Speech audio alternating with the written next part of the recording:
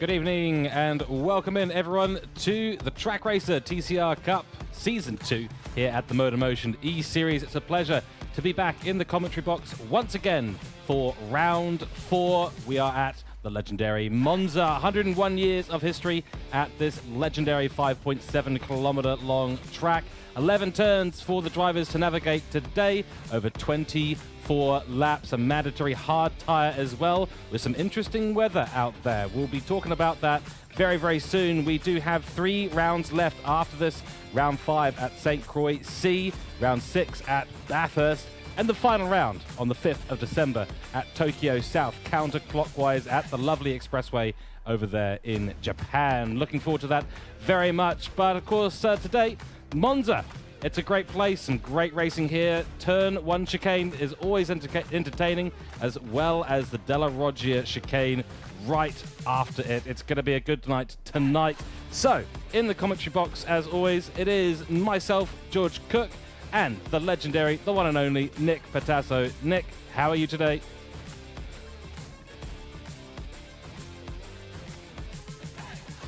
Oh, I'm sure we'll get Nick back in just a moment, but in the meantime, we will move through onto some of our first bits of information in this race. So we've got, of course, a 45-minute lap equivalent race, which is 24 laps out on track. The qualifying has been done, so we'll take you through the results in just a little bit. Of course, round 4 broadcast here brought to you by myself and Nick Pautasso. Nick, if you are there, do let me know if things have figured themselves out. We'll be broadcasting both Lobby 1 and Lobby 2 today, and I think I heard something from Nick, so welcome into the commentary box. Yes, I do apologise. Just the team actually accidentally cut my microphone off there just for a brief second. So now we're back on. I've just checked with the broadcast team, and yes, hopefully my voice is broadcast to all of our viewers here tonight, this afternoon actually, as it is a glorious day here at Monza. But it's starting to get a little bit dark outside here, George. So obviously we're getting into the night scene here in Italy, in the city of Monza, only about 30 minutes away north of the central district that is Monza, and it's a beautiful circuit which is quite relatively close to, I believe it's like a national park as well, Monza, so it's not too far away from a national park, which has also been a national icon in Monza. The Tifosi fans are in big numbers here this evening, and we are very excited to get some TCR action underway for 24 laps. As it is, as George said, it is hard tyres mandatory, and you might see a few different strategies playing around with all the drivers here tonight on what tyre is the best tyre around here, but it's going to be a very fast race, I can guarantee that. Absolutely right, and we'll see if there's some interesting strategies done. The one example there would be the toss the hard tyres into the pit lane after 1 lap, but we'll have a little look and see what the drivers are able to do. Of course, just mentioning before, a couple of things on the screen is myself, Crazy Good Kung Fu, George Cooke, and then of course Nick Pautasso, who is basically in charge of things at Trackstars, and they do a brilliant job. Check them out on youtube.com at Trackstars Racing Series, 6 p.m. AEST or AEDT, I believe now, on Sunday nights. Is that happening tonight as well, Nick? Correct, yes. We are bringing you round 10 of the Trackstars TS3 Division 3 Touring Cars Championship and the main series Trackstars Touring Cars for the Grand Valley 300, a very special and iconic event that has been in Gran Turismo folklore. We are now bringing it to what is going to be an awesome league race event for 59 laps around the beautiful circuit, the historic nostalgia circuit that is Grand Valley. Ooh, very exciting. That is one to watch, everyone, so make sure you tune in. Of course, you're watching at the moment MotorMotion E-Series. Check us out, of course, on the YouTube, which you're watching right now, and www.motormotioneseries.wordpress.com for articles, registrations, upcoming series, and the works. Let's now, Nick, take a quick look at the standings as they were at the end of round 3. Cooke driver development team was starting to run away with things. Andrew Scott and Mick Hill doing a brilliant job in the previous 3 rounds and bagging themselves nearly 200 points. Whiplash Motorsport with Monica Camilleri and Dylan Eisen moving up in the standings to 164 points ahead of CP Motorsport and Hoon Corp Esports. Those two now slipping slightly further down the grid order. And then we've got Mad Turtle Racing, Rotic Racing, Colin Racing Team, Juice Motorsport, and you can see the bottom 7 teams on the right-hand side of your screen. So, Cooke, Nick, running away with things. Whiplash on a bit of a charge. What are we expecting to see tonight? Well, last time out at Grand Valley, Whiplash actually capitalised on a lot of opportunities and getting themselves some good points. And I think overall, getting themselves a really good positioning, finishing 3rd and 4th, respectively, in the first lobby. And then when it came to the second lobby, Cooke just really displayed an absolute clinic against that field. And it was actually Mick Hill who came out on top in lobby 2 only by a mere 0.005 seconds.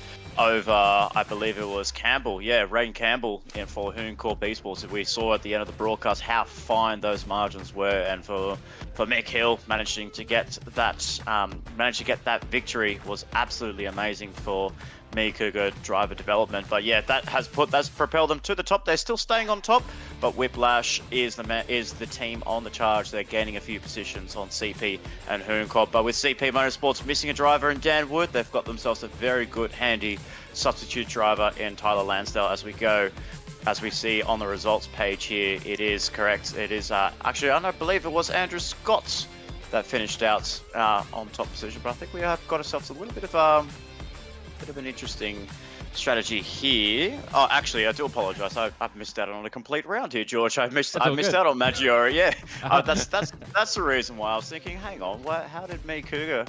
I thought it was Mick Hill that finished on top, but they did get to Maggiore. It's the round I did miss, unfortunately, but I did catch the broadcast there.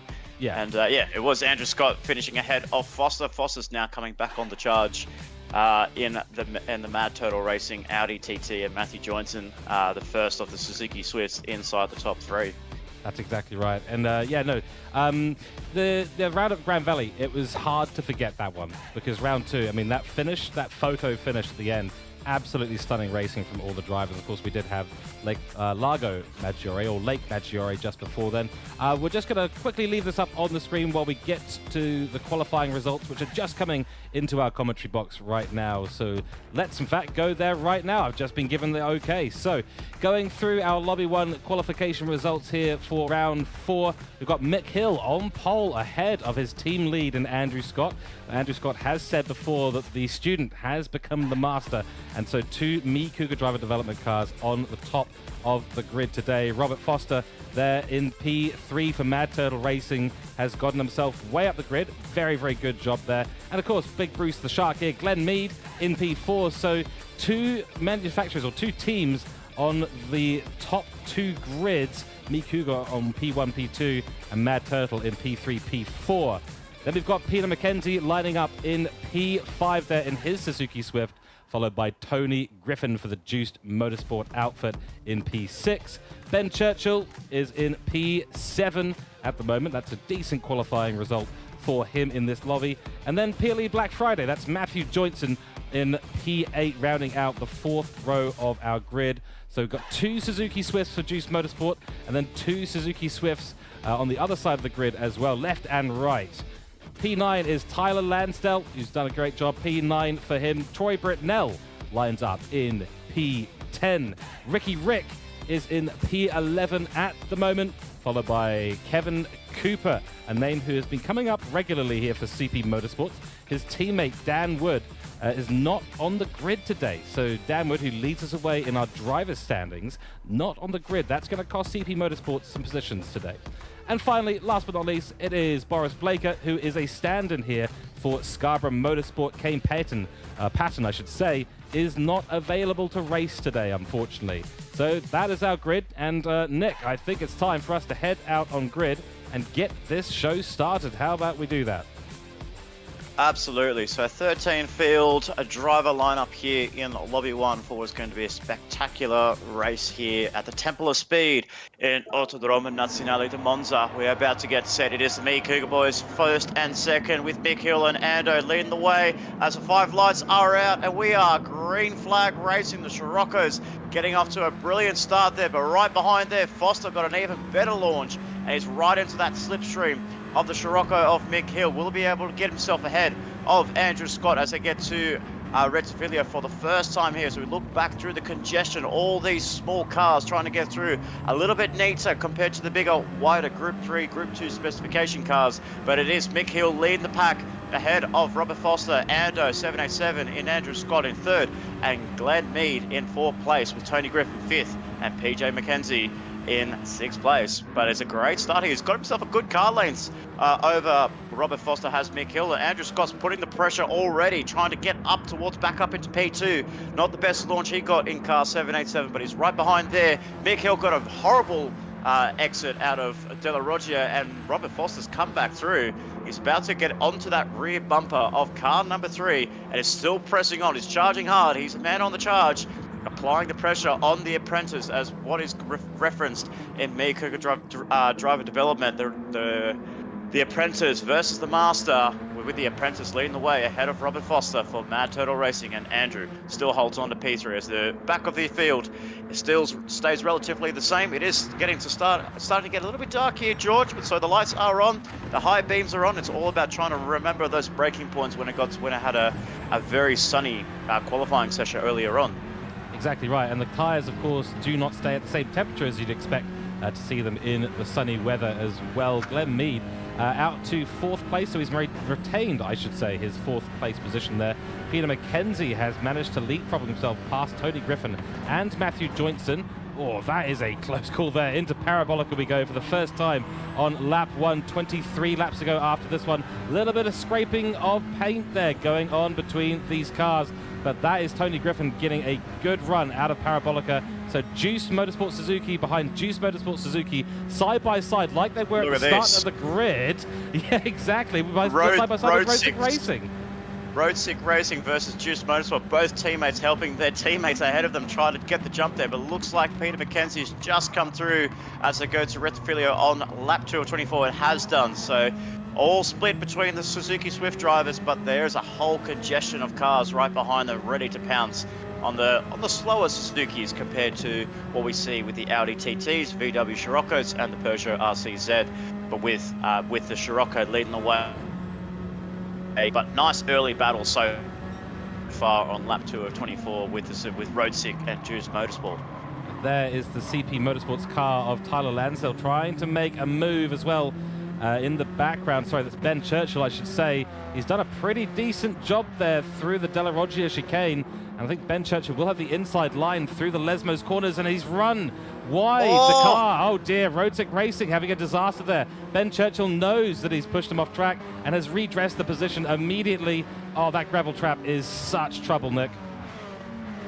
Yeah, Lansdale just gave him a little bit of a shove there towards Churchill. It is a very hard move to get through Lesmo 1 and Lesmo 2 cleanly. Obviously, with these smaller, narrower cars, it might be a bit easier, but the understeer that you get from these front-wheel drive cars is absolutely horrible for the drivers to feel with the hard tyres. So right decision there for Lansdale to give that position back to Churchill, and we can still see these cars, the Suzuki's Juice Motorsports, are now a member down in Churchill when now the Juice boys are working with each other. Tony Griffin and Matthew Johnson trying to pull ahead of Peter McKenzie. Looks like they've done it here, George, and they have, as they go through Parabolica, 5th and 6th place. Great tactics there by the Juice Motorsport drivers, and now onto the back of Glenn Mead in that Audi TT. As we see the first runners into the pit lane, it is Mick Hill and Andrew Scott in the both Me Cooke driver developments, getting rid of those hard tyres at the end of lap 2, at the commencing of lap 3. Robert Foster and Glenn Mead 1 and 2, but the hard-charging Juice Motorsports and Swifts, the Swifties, are coming through into 3rd and 4th place, with Tony Griffin looking to go deep on the brakes there, and Glenn Mead pulls it up very nicely there. Well done, car 62. Can Joyson join his teammate on the charge here? No, he can't, but look at that. It is a Juiced Motorsport sandwich there. A turtle filling on a Juiced Motorsport sandwich. I'm not so sure if that's a great appetite, George. No, thank you. Not for me. That's not part of my palate, is turtle. But it is, as you say, a very juicy sandwich indeed. Unfortunately for Glenn Mead, his teammate in Robert Foster has flown off into the distance with an absolutely epic start at the beginning of this race. That is not the ideal line for Glenn Mead through the De La Roggia chicane, and that is going to potentially bring Matthew Joynson back in it. He'll want to go for a send into Lesmos 1, tries it, sticks the nose in, but can't make it work. Into Lesmos 2 they'll go. He'll have another opportunity down the straight as well, but he's going to do it. He's gone for it. Lesmos 2, that's an impressive move. Maybe a little bit of paint exchange there between the two cars, but the move has been done, and the Juice cars will continue their run together. They are helping each other so much. Great team tactics from those two, and the loser in all this was Glenn Mead, losing another position there to Troy Britnell, who's launched himself up into P4. Yeah, we can see Lightning Motorsports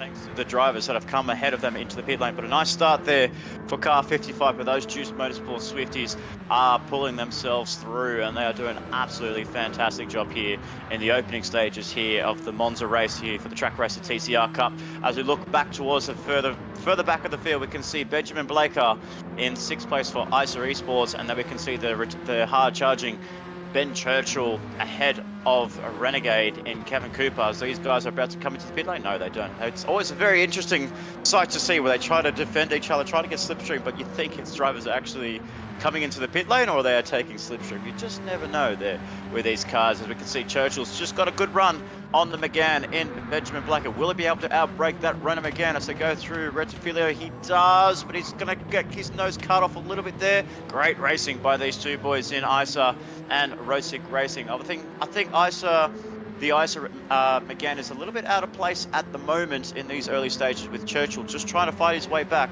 after what was a lap 2 incident between himself and Lansdale. But Lansdale has come into the pit lane to get rid of those hard tyres and is now on the soft tyres and these latter stages of the race. Exactly. We do know, of course, that Ben Churchill is a contender for the top 5. He usually has been up there.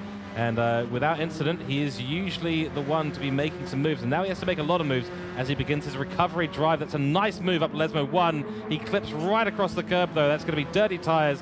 Doesn't have the grit. Can't make it happen. Now Renegade is going to be on his back. Kevin Cooper looking very, very keen behind the Road Sick car. 2 Suzukis behind a Renault Megane car. And looks like the Renault of Boris Blaker is going to be going... sorry, that's Boris. No, that's not. That's Blaker. Benjamin Blaker. Sorry, there's 2 BB names here on my list today, and I'm getting them mixed up, which is unfortunate. But that is Blaker. He tried to defend the inside, did so nicely, but he's still going to have that Suzuki right there. And the Suzuki of Road Racing here, Ben Churchill's going to have a good run, but he's hit that wall of air, and there's not a lot you can do. Yeah, absolutely. Hopefully you don't get your BBs mixed up there, George, in this broadcast. But as we can see, Churchill has come through. He hasn't actually gone through past Benjamin Blaker there. So Blaker's doing a really good job in this early stage here, just keeping that McGann nice and wide. But it looks like he might have to give up now. But it's going to be a straight line drag race between these cars. So if we can get an exterior shot between the Suzuki and the McGann from our broadcast team, let's see the speed comparisons between these two. Let's see who's got the better straight line speed. You can see there McGann just pulls out on that 6th gear, and you can just see just ever so slightly creeping away, and you can just see the massive difference between the two manufacturers. So Suzuki will be looking to what they hoped was an improvement in the package, especially for this track with a bit of a narrower wing and basically less drag on the car. But unfortunately, it's really compromised the overall package. Very nice through the corners, but unfortunately just lacking on this tempo of speed.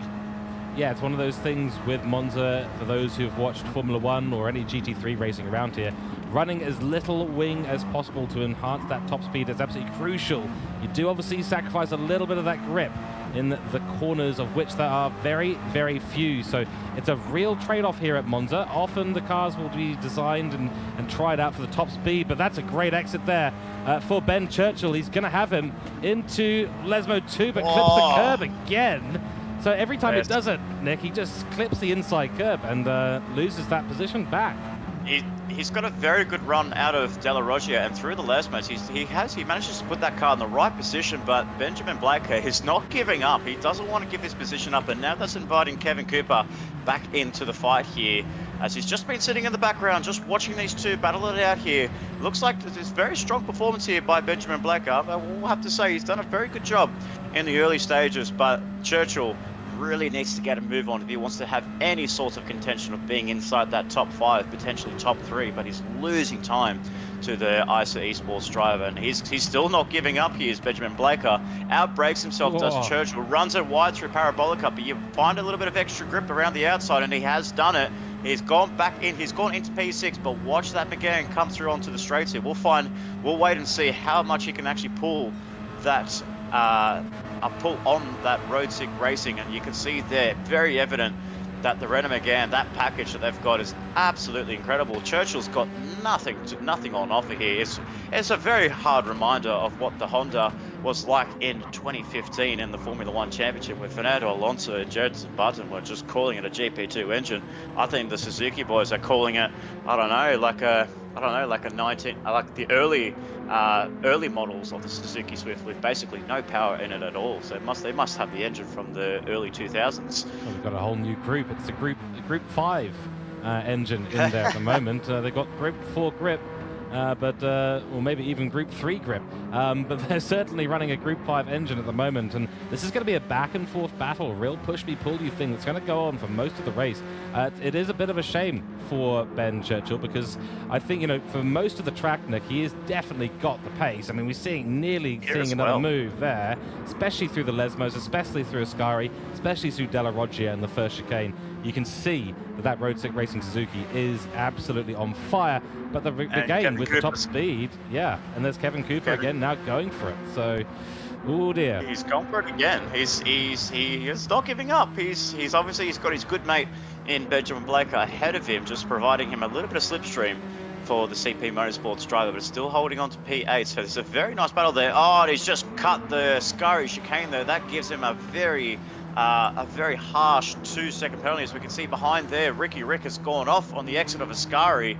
Unfortunate for him, for car 28, he was doing really well holding on to the back of Renegade. And now we have the first of the pit stoppers in Andrew Scott closing up on this pack rapidly. He's setting the fastest lap with a 1:56.6.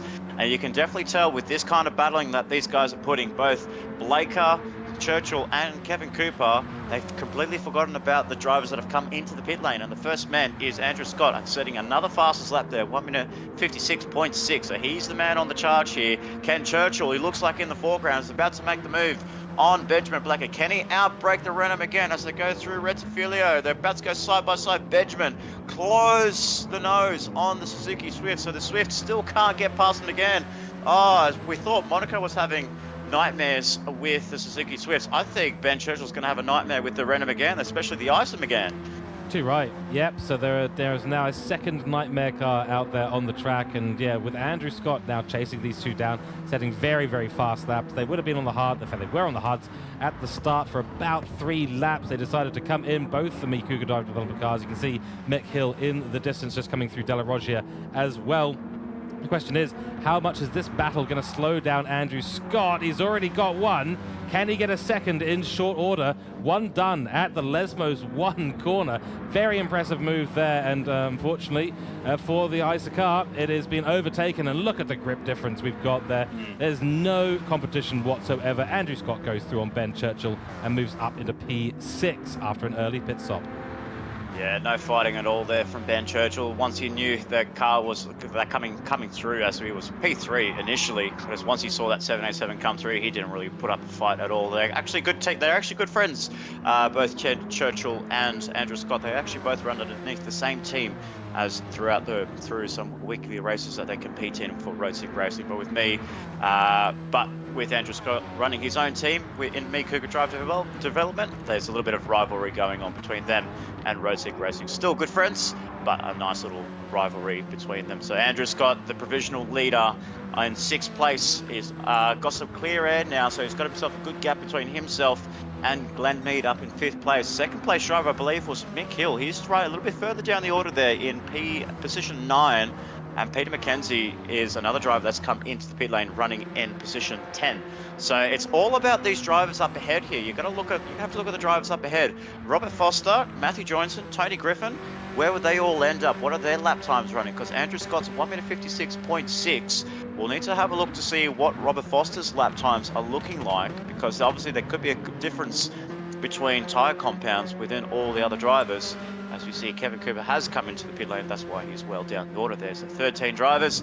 Kevin Cooper, unfortunately, rounding up the rear of the field. So there you can see 1:57.3, 1:57.6. He set his personal best with a 57 flat, but still 4/10 shy of Andrew Scott's fastest lap with a 1:56.6. So Andrew Scott's really reeling Robert in here in these early stages of the Templar Speed Trak Racer TCR Cup. So I wonder if Foster might be thinking about coming into the pit lane within the next few laps, or really just try and extend this stint and try and go for a short sprint towards the end of this race. So the interesting thing is that when Andrew and Mick Hill came into the pit lane, Robert Foster, who we're on board with right now, he was not far away from both of those guys. So whatever the gap is going to end up being, I suspect that the Mad Turtle racing car is potentially coming in, but it's going to potentially be behind them regardless. Andrew's lap times right now are in the order of 6/10 a lap, if not a second a lap faster right now in the back of the field, and he is catching rapidly. So Glenn Mead's going to have, Robert Foster is going to have a couple of things on his mind to figure out. Glenn Mead is down in P5, his teammate for Mad Turtle Racing, but there may well be a tyre difference here, Nick. It's quite possible because we had the two Cooke driver development cars start on the hard tyres. Glenn Mead has gone pretty long here, but his pace might be indicative of a medium tyre run. It's hard to tell at this stage, but based on this, I would say he's not on the soft tyre. It's also going to be a fuel race as well, and as we've noticed with some of the drivers, we can see some of their fuel gauges. They're actually really struggling on fuel. They're not able to get towards half distance, so they might be coming into the pit lane very shortly. You can see a couple of drivers just short shifting the cars, as you can hear the different tones in the engine, and just really playing around with their cars, just trying to save a little bit of fuel just to try and get to that lap 12, lap 13 mark. As we can see there, Joinson just faces the wrong direction on the exit of Della Roggia. He still holds on to P2. Tony Griffin right behind here. Very impressed with the Juiced Motorsports Swifties up ahead there. And unfortunately for Troy Britnell in fourth, picks up a 3-second penalty after cutting Della Roggia. So very unlucky for the Lightning Motorsports driver, doing a very good job there. So his fastest lap there of a 1:58 there, 58.8. But you can definitely see the lap times. Lap 8, 1:56.6 for Andrew Scott, and we saw with Robert Foster 1:57.6. So a second faster is Andrew Scott. He's actually gone past Glenn Mead. He's up into 5th place. So if you're Foster, what do you do? Do you play the fuel game, or do you just really run these tyres out to the absolute limit? I think at the end of the day, you've got to play both games at the same time. It's kind of the nature of these TCR Cups. You're going to have tyres available to you that can go the distance, but fuel seems to be, throughout the season, has been the constraint for all of these vehicles, and that is a very slow car on the side there. I think that is Mad Rick. But his so penalty. He's just, that is the penalty, as you said. No, that was from Britnell. So yeah. Britnell has slowed down there. The 55 car, 3 seconds. It's pretty brutal. I think he might be thinking about a pit stop here. Yes, he does. Smart move. Goes in. Yeah, it's the right thing to do at this stage of the race. You've lost those 3 seconds. Get in there. And he had to anyway because he was on 1% of fuel. So that's what I mean, George. It is a fuel race because you have to look at that. He's got 1% of fuel there. He's on lap 10 of 24, so he'll have to do 14 laps on a fuel tank. I'm not so sure if that's possible. But obviously, drivers need to be very aware of where they get their upshifts and downshifts and how aggressive they can be with the gearbox in these cars. Obviously, with Gran Turismo providing us with the standard gearbox, the drivers are just need to work on themselves. They need to work on themselves, and they need to be able to know how the car works with the gearing. So, unfortunately for Britnell's case, he didn't. Obviously, his engine mapping wasn't in the right mode, and he's actually just lost a lot of fuel there compared to the other Swift cars. In Joinson leading the pack in the Suzuki Swift there. So a little bit more work to do, but needs to try and get 14 more laps out of that tank of fuel. So it might be a bit of a hard evening for Troy Britnell, but we'll keep an eye on as the race concludes. But Ben Churchill now right behind Glenn Mead. So we saw there he was about 4 seconds in that battle pack between himself and Benjamin Blaker, but he's now caught up to the rear end of that rear wing of the Audi TT. Only about 0.3 of a second between these cars now. The gap is closing. He's getting a little bit more pull now compared to what he got with the McGann there. So can he go for a move through Ascari? He's looking up towards the inside. Can he outbrake car 999? He has done. He's got the inside line. Glenn Mead holds it around the outside. Very nice racecraft between these two cars, but look behind Mick Hill on fresh tyres. Can he go for a 2-for-1 bargain here at Monza? No, he can't. He gets blocked off there by Glenn Mead by no fault of his own there. But Mick Hill is the man on the charge here. Currently sitting 1-2 for Cooke driver development before the pit stops come into play here for Robert Foster and Matthew Joinson and Tony Griffin. But so far it's a 1-2 for Mick Hill and Andrew Scott. As we can see that the drive that he gets out of Parabolica is absolutely phenomenal. Mick Hill back up into 5th place and provisionally P2. Very impressive drive here from the Cooke driver development team. They are on a very well orchestrated strategy, as we've seen them do throughout all the rounds in the TCR Cup and the previous TCR Cup Season 1. We did see them become the season champions for that race, that round, I should say. And they are doing well again here. Once again, they're 2 or 3 laps on the hard tyres at the start. They're now on absolute charge. Mick Hill, Andrew Scott leading us away essentially in the race provisionally at this stage, with Robert Foster still a pit and the Juice Motorsport cars still going strong as well.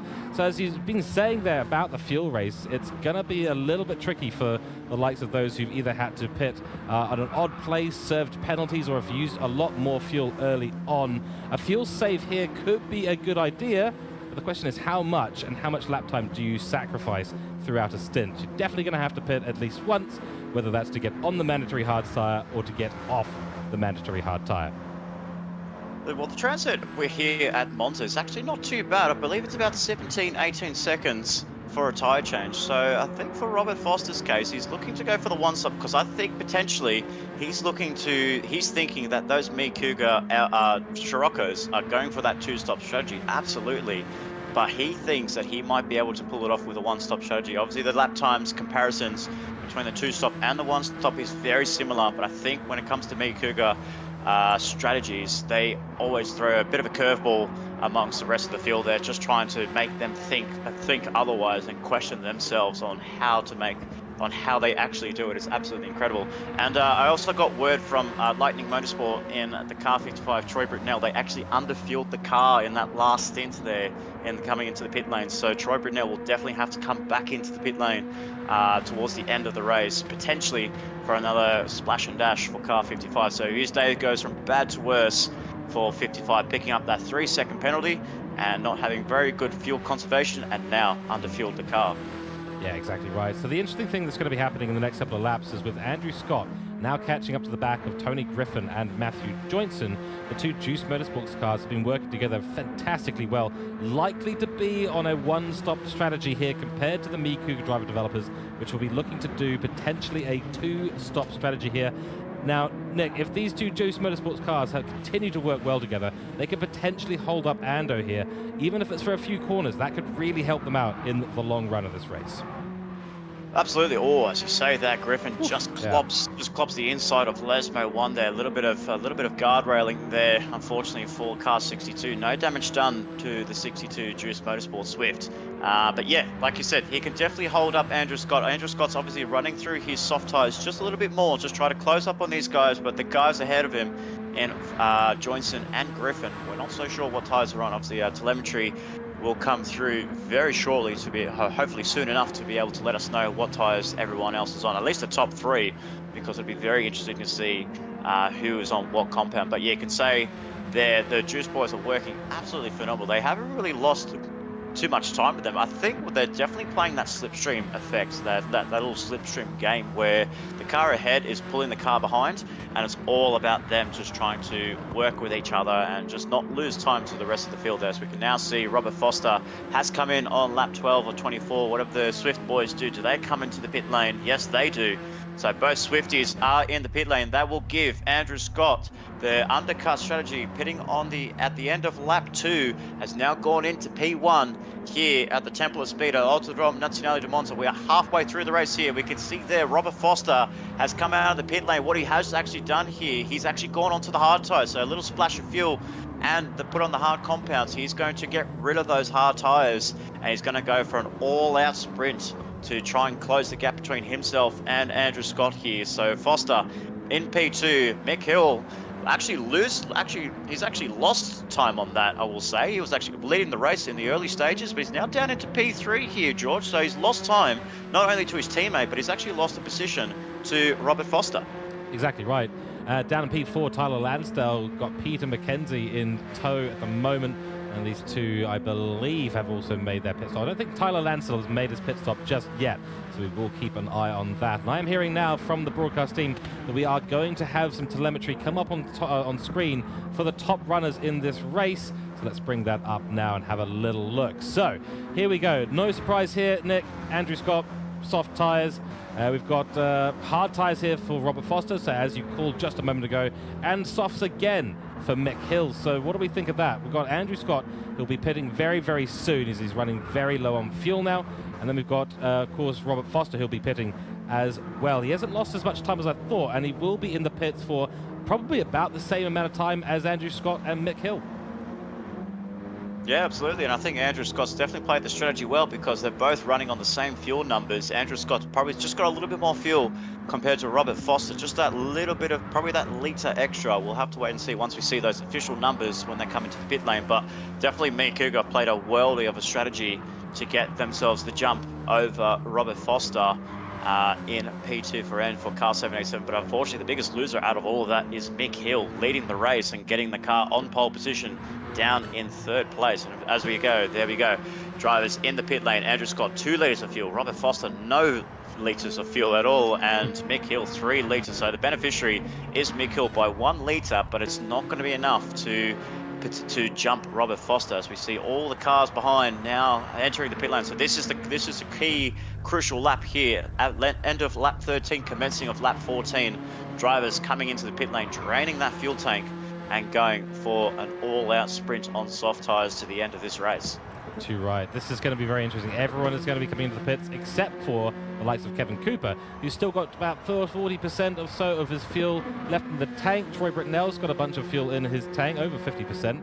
We've got Glenn Mead here. He's already fueled up and is on the racing soft tyres, going on a charge now. Then we've got the Isocar here. So plenty of fuel in, but he's on the racing hard tyres. Not a tyre that we've seen many decide to stay on for a long period of time. That's very wide at the Parabolica, but he does well to keep it on track. That green area on the runoff can be very tricky. And of course, rounding things out, it is Mad Rick who has decided to stay and out a little bit. He's got plenty of fuel on board, and he'll be running to the end as well. But leading us away, Andrew Scott, me, Cougar Driver Developers, in the lead once again. And we've got Glenn Mead, who is under a bit of pressure now from Kevin Cooper, but there's a big fuel discrepancy between these two.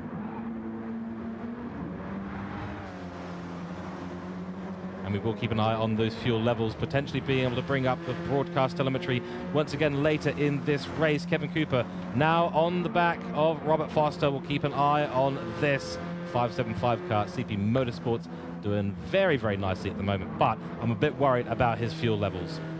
Yeah, absolutely. He'll be definitely coming into the pit lane. He's not going to be able to make it to the end of this strategy. I did get the word from Chase Perch, the team boss of CP Motorsports. They said he's not going to be able to get to the end, so he will need to come into the pit lane for within the closing stages of this race. So very unfortunate for Kevin Cooper, running in P3. Set himself a 1:58.6 on lap 12, so he's doing a good job there. Just keeping in close to quarters with Robert Foster, but unfortunately, reality will set in for car 575 and will have to come into that pit lane. So yeah, so we can say there Andrew Scott and Robert Foster playing the cards well, both getting the jump on Mick Hill. So unfortunately, it's kind of like, well, we thought it was Master versus the Apprentice, and the Apprentice was leading the way, but unfortunately it is the Master leading his Padawan and Mick Hill, and it's all about where it all went wrong for Mick Hill. Was he caught up in traffic in the early stages at the end of when he was on the soft tyres? Was he not able to come to grips with the soft tyre? Did he make a few mistakes there? We couldn't catch any broadcast footage on that car, but he's so far back behind Andrew and Robert in 1st and 2nd place. So it's all about what happened to car number 3. Yeah, one thing I did notice is that Mick Hill hadn't been using anywhere near as much of his tyres as Andrew Scott had been. And Andrew Scott, of course, setting the fastest lap of 56. He was in the 56, Nick, for about 5 or 6 laps there. Whereas I don't think the best lap for Mick Hill is even in the 56ers at this stage. He might have gotten close a couple of times, but he's going purple now, so maybe he's just about to prove me wrong. That would be no surprise at all. So putting the pedal down hard on that accelerator and starting to find some pace out there. But at least initially, he was using a lot less tires, so that could explain a little bit. But at the end of the day, you're right, he must have had some sort of issue earlier on in this race after the pit stop had been done, because he went into the pits first, followed by his team lead in Andrew Scott. And unfortunately, it has not worked out for him particularly well. He will know, of course, that Kevin Cooper ahead will probably be pitting at some point as he sees how quickly he is catching. We saw the onboard with Kevin Cooper earlier on. He definitely is short shifting the car, trying to save as much fuel as possible. That'll minimize the time in the pit lane. Rides the curb on the entry to Ascari. It's a scary thing to be doing that. Little Suzuki getting sent for a little bit of a flying maneuver into Ascari, but doesn't look like he's picked up a penalty for his troubles. No, he has. He has picked up a 2.5 second penalty to add to his troubles. That's really unlucky for Kevin Cooper. Yeah, very unlucky. Very stiff suspension in that Suzuki Swift there. Just not really liking the curves through Ascari. And unfortunately, they just ran the car a little bit wide on the exit, in the entry into Ascari. So that's unfortunately 2.5 seconds next to his name there. But Mick Hill's now coming through. Didn't get the fastest. Wasn't able to produce a fast lap there. 57.1. Caught up with a little bit of the dirty air. Washed through Ascari between himself and the CP Suzuki Swift. So Mick Hill now takes back P3, what is a solid P3 for Mick Hill with not too much threat behind there. We can see Troy Britnell, both Kevin Cooper and Troy Britnell are out of phase here. They both need to come into the pit lane for at least one more time just to top up the fuel number. So in theory, we'll have Tyler Lansdale in position 4, Peter McKenzie in P5, and we'll wait and see what the distance between Renegade and Troy Britnell will be at the end of it, because looks like Tyler Lansdale's come through very nicely from P9 to P6, but potentially propel himself up into P4. So that'll be a very good solid drive as the late substitute for Dan Wood, who is our championship leader here in the Trak Racer TCR Cup, might lose that championship lead to Mick Hill, who's currently sitting in position 2 of the championship. So we'll wait and see. But from what I heard as well from word with Dan Wood, he's actually playing this card very strategically. Obviously, he knows the CP Motorsport Suzuki Swift doesn't have the package around Monza, and I think for him, unfortunately, he just wasn't happy with the car setup that Suzuki were giving him here at Monza. So unfortunately, he decided to jump on the plane back to Australia, head back to work, and he's called in Tyler Lansdale to jump in the car for car 888, and he's doing a really nice job there holding on to P6, which could be P4 at the end of it.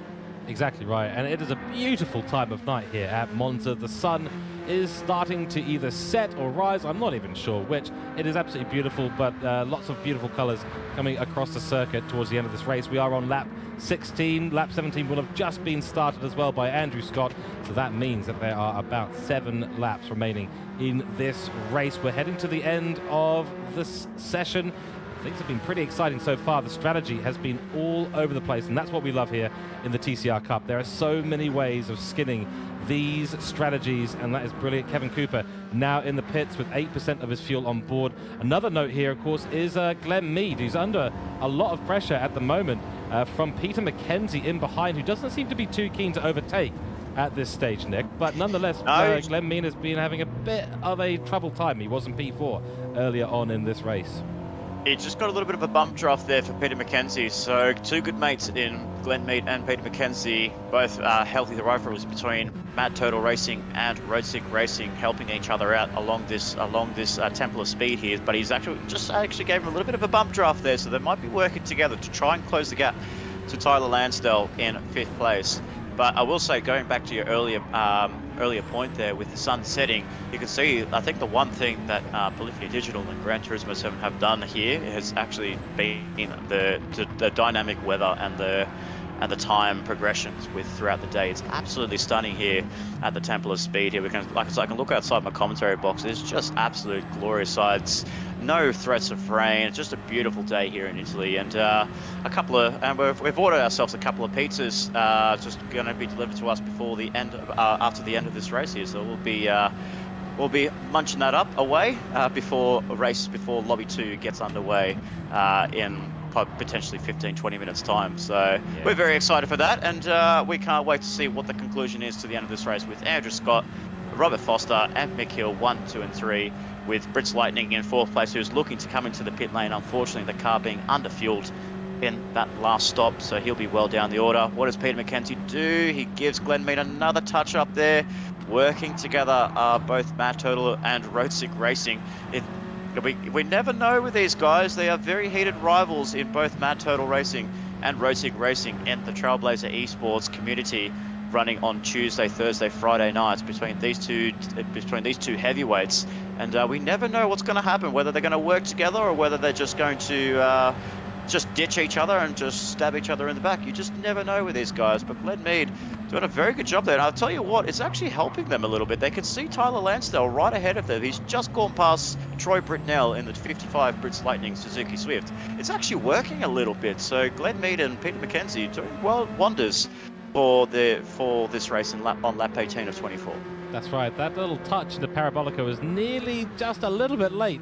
I think it gave Glenn Mead just a little bit of a fright as he had to oversteer his way using slip angle into the corner of Parabolica. But very nice to see the rivalries and the friendships out on track. That is part of what makes MotorMotion E-Series such a great place for these drivers to race and for us to watch, of course, as well. And I am very much looking forward. That was a moment. Ooh, crikey, yeah. Lesmos 1, that runoff at Lesmos 1 is absolutely deadly. Same with Lesmos 2. You get it wrong, and he's got it slightly wrong once again. Now, in different games, that green area on the outside of Lesmos 2 is absolutely usable. In Gran Turismo 7, you do not want to put a single tire on the outside of the curb. You're going to lose a lot of grip out there, and in some cases spin the car. I am looking forward to those pizzas, but I have to admit it's a bit unfortunate we don't get the delivery directly to the comms box by Andrew Scott because he's out on track. That's again very wide for Glenn Mead, and I think at this stage Peter McKenzie's just going to say, right, well, if you can't keep it on track, I'll just have to go ahead and hope that you give me this, give me the bump draft from behind as well. It might work in his favour, actually, because the Audi's a lot faster than the Suzuki Swift is. So it might work a little bit towards Peter McKenzie's advantage now, trying to get a bit of a toe and slip from the Audi TT. And as I predicted there, Brits Lightning into the pit lane there, 1% of fuel there. So again, just the same fuel numbers not working for Lightning Motorsports. And unfortunately, Troy Britt now tumbling down the order in position 7th. But one team I'm actually a bit confused with, George, is... look who's down in 7th and 8th place, right? Who are currently in 2nd and 3rd at the time. It's the Juice Motorsports boys, and it's kind of like you're just thinking to yourself, what happened? Like, how did these boys end up down here? 7th and 8th place, running comfortably. P2 and P3 working with each other like no tomorrow. I mean, they're still working with each other in 7th and 8th place, but the gap between them and Glenn Mead ahead of the road as Glenn Mead's about to approach De La Roggia right now. That looks to be roughly about a 4 to 5 second gap between Glenn Mead and Tony Griffin in car 62 and Matthew Joynson.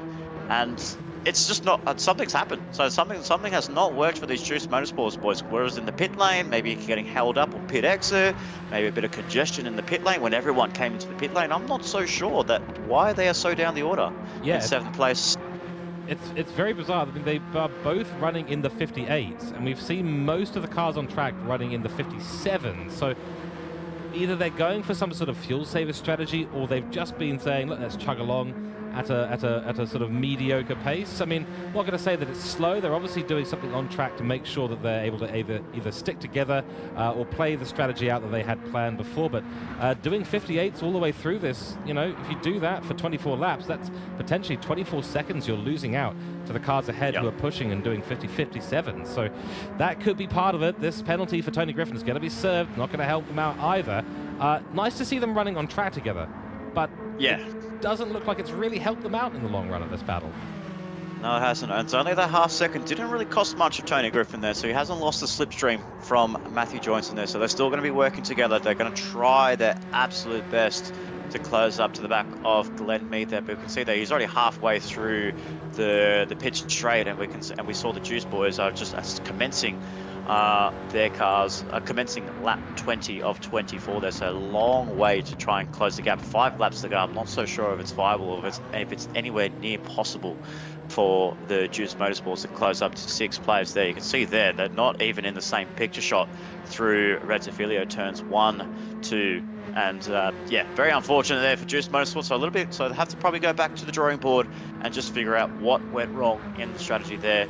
But looking back up towards the front, it is still Andrew Scott. He's got a very healthy margin there. 2-minute lap time there, so something happened on that last lap. Maybe he had to serve a penalty next to his name, hence the 2-minute lap time. So that's actually the first 2-minute his lap time is actually set on the previous lap. We can also see Mick Hill's actually gone into the 2-minute 9 in that last lap. So he's had a major issue somewhere, hasn't he?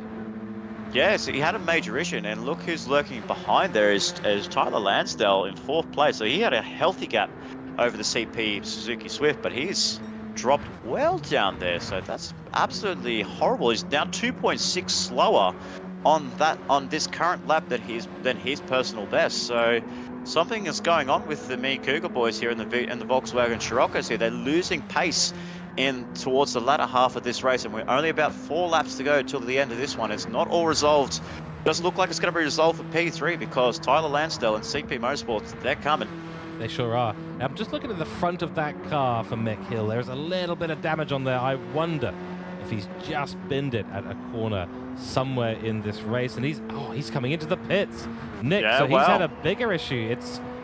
It's tires. I think it might be tires. He's run out of tires in this race. Maybe trying to do some sort of slightly alternative strategy than what Ando had.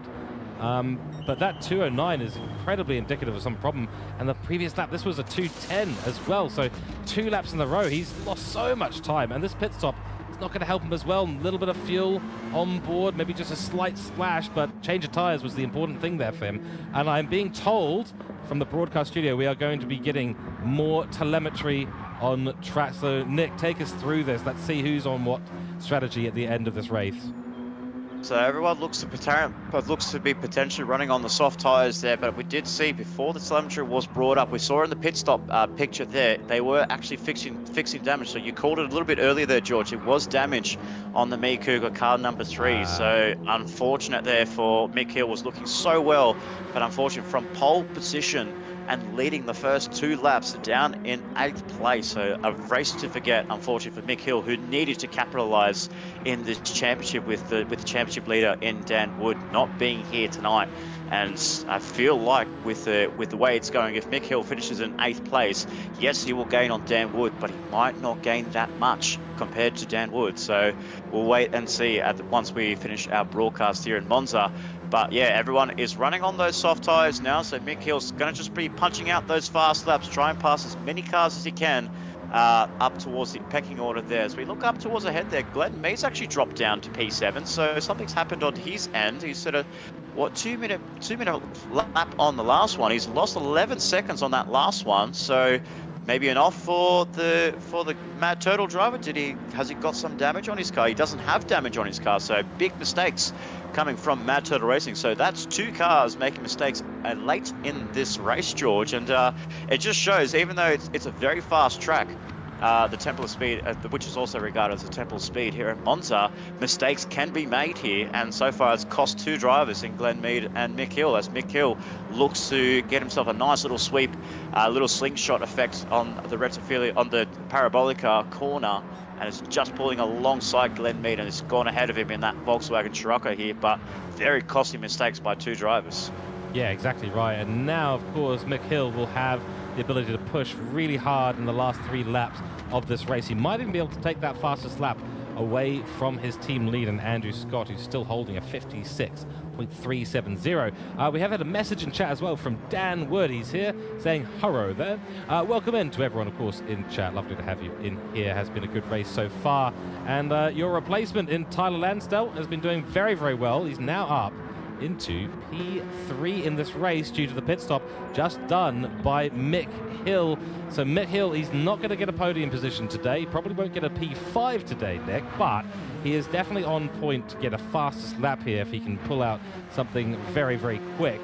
But, you know, PJ Mack, Peter McKenzie, he's probably going to be a little bit frustrated with this. P4, so close to getting that P3 if he had been just that little bit closer. I don't know if he's going to close down Tyler Lansdale in the closing parts of this race. That CP Motorsports car has been looking pretty good, and Tyler Lansdale looks like a solid pair of hands. We know him from other series around.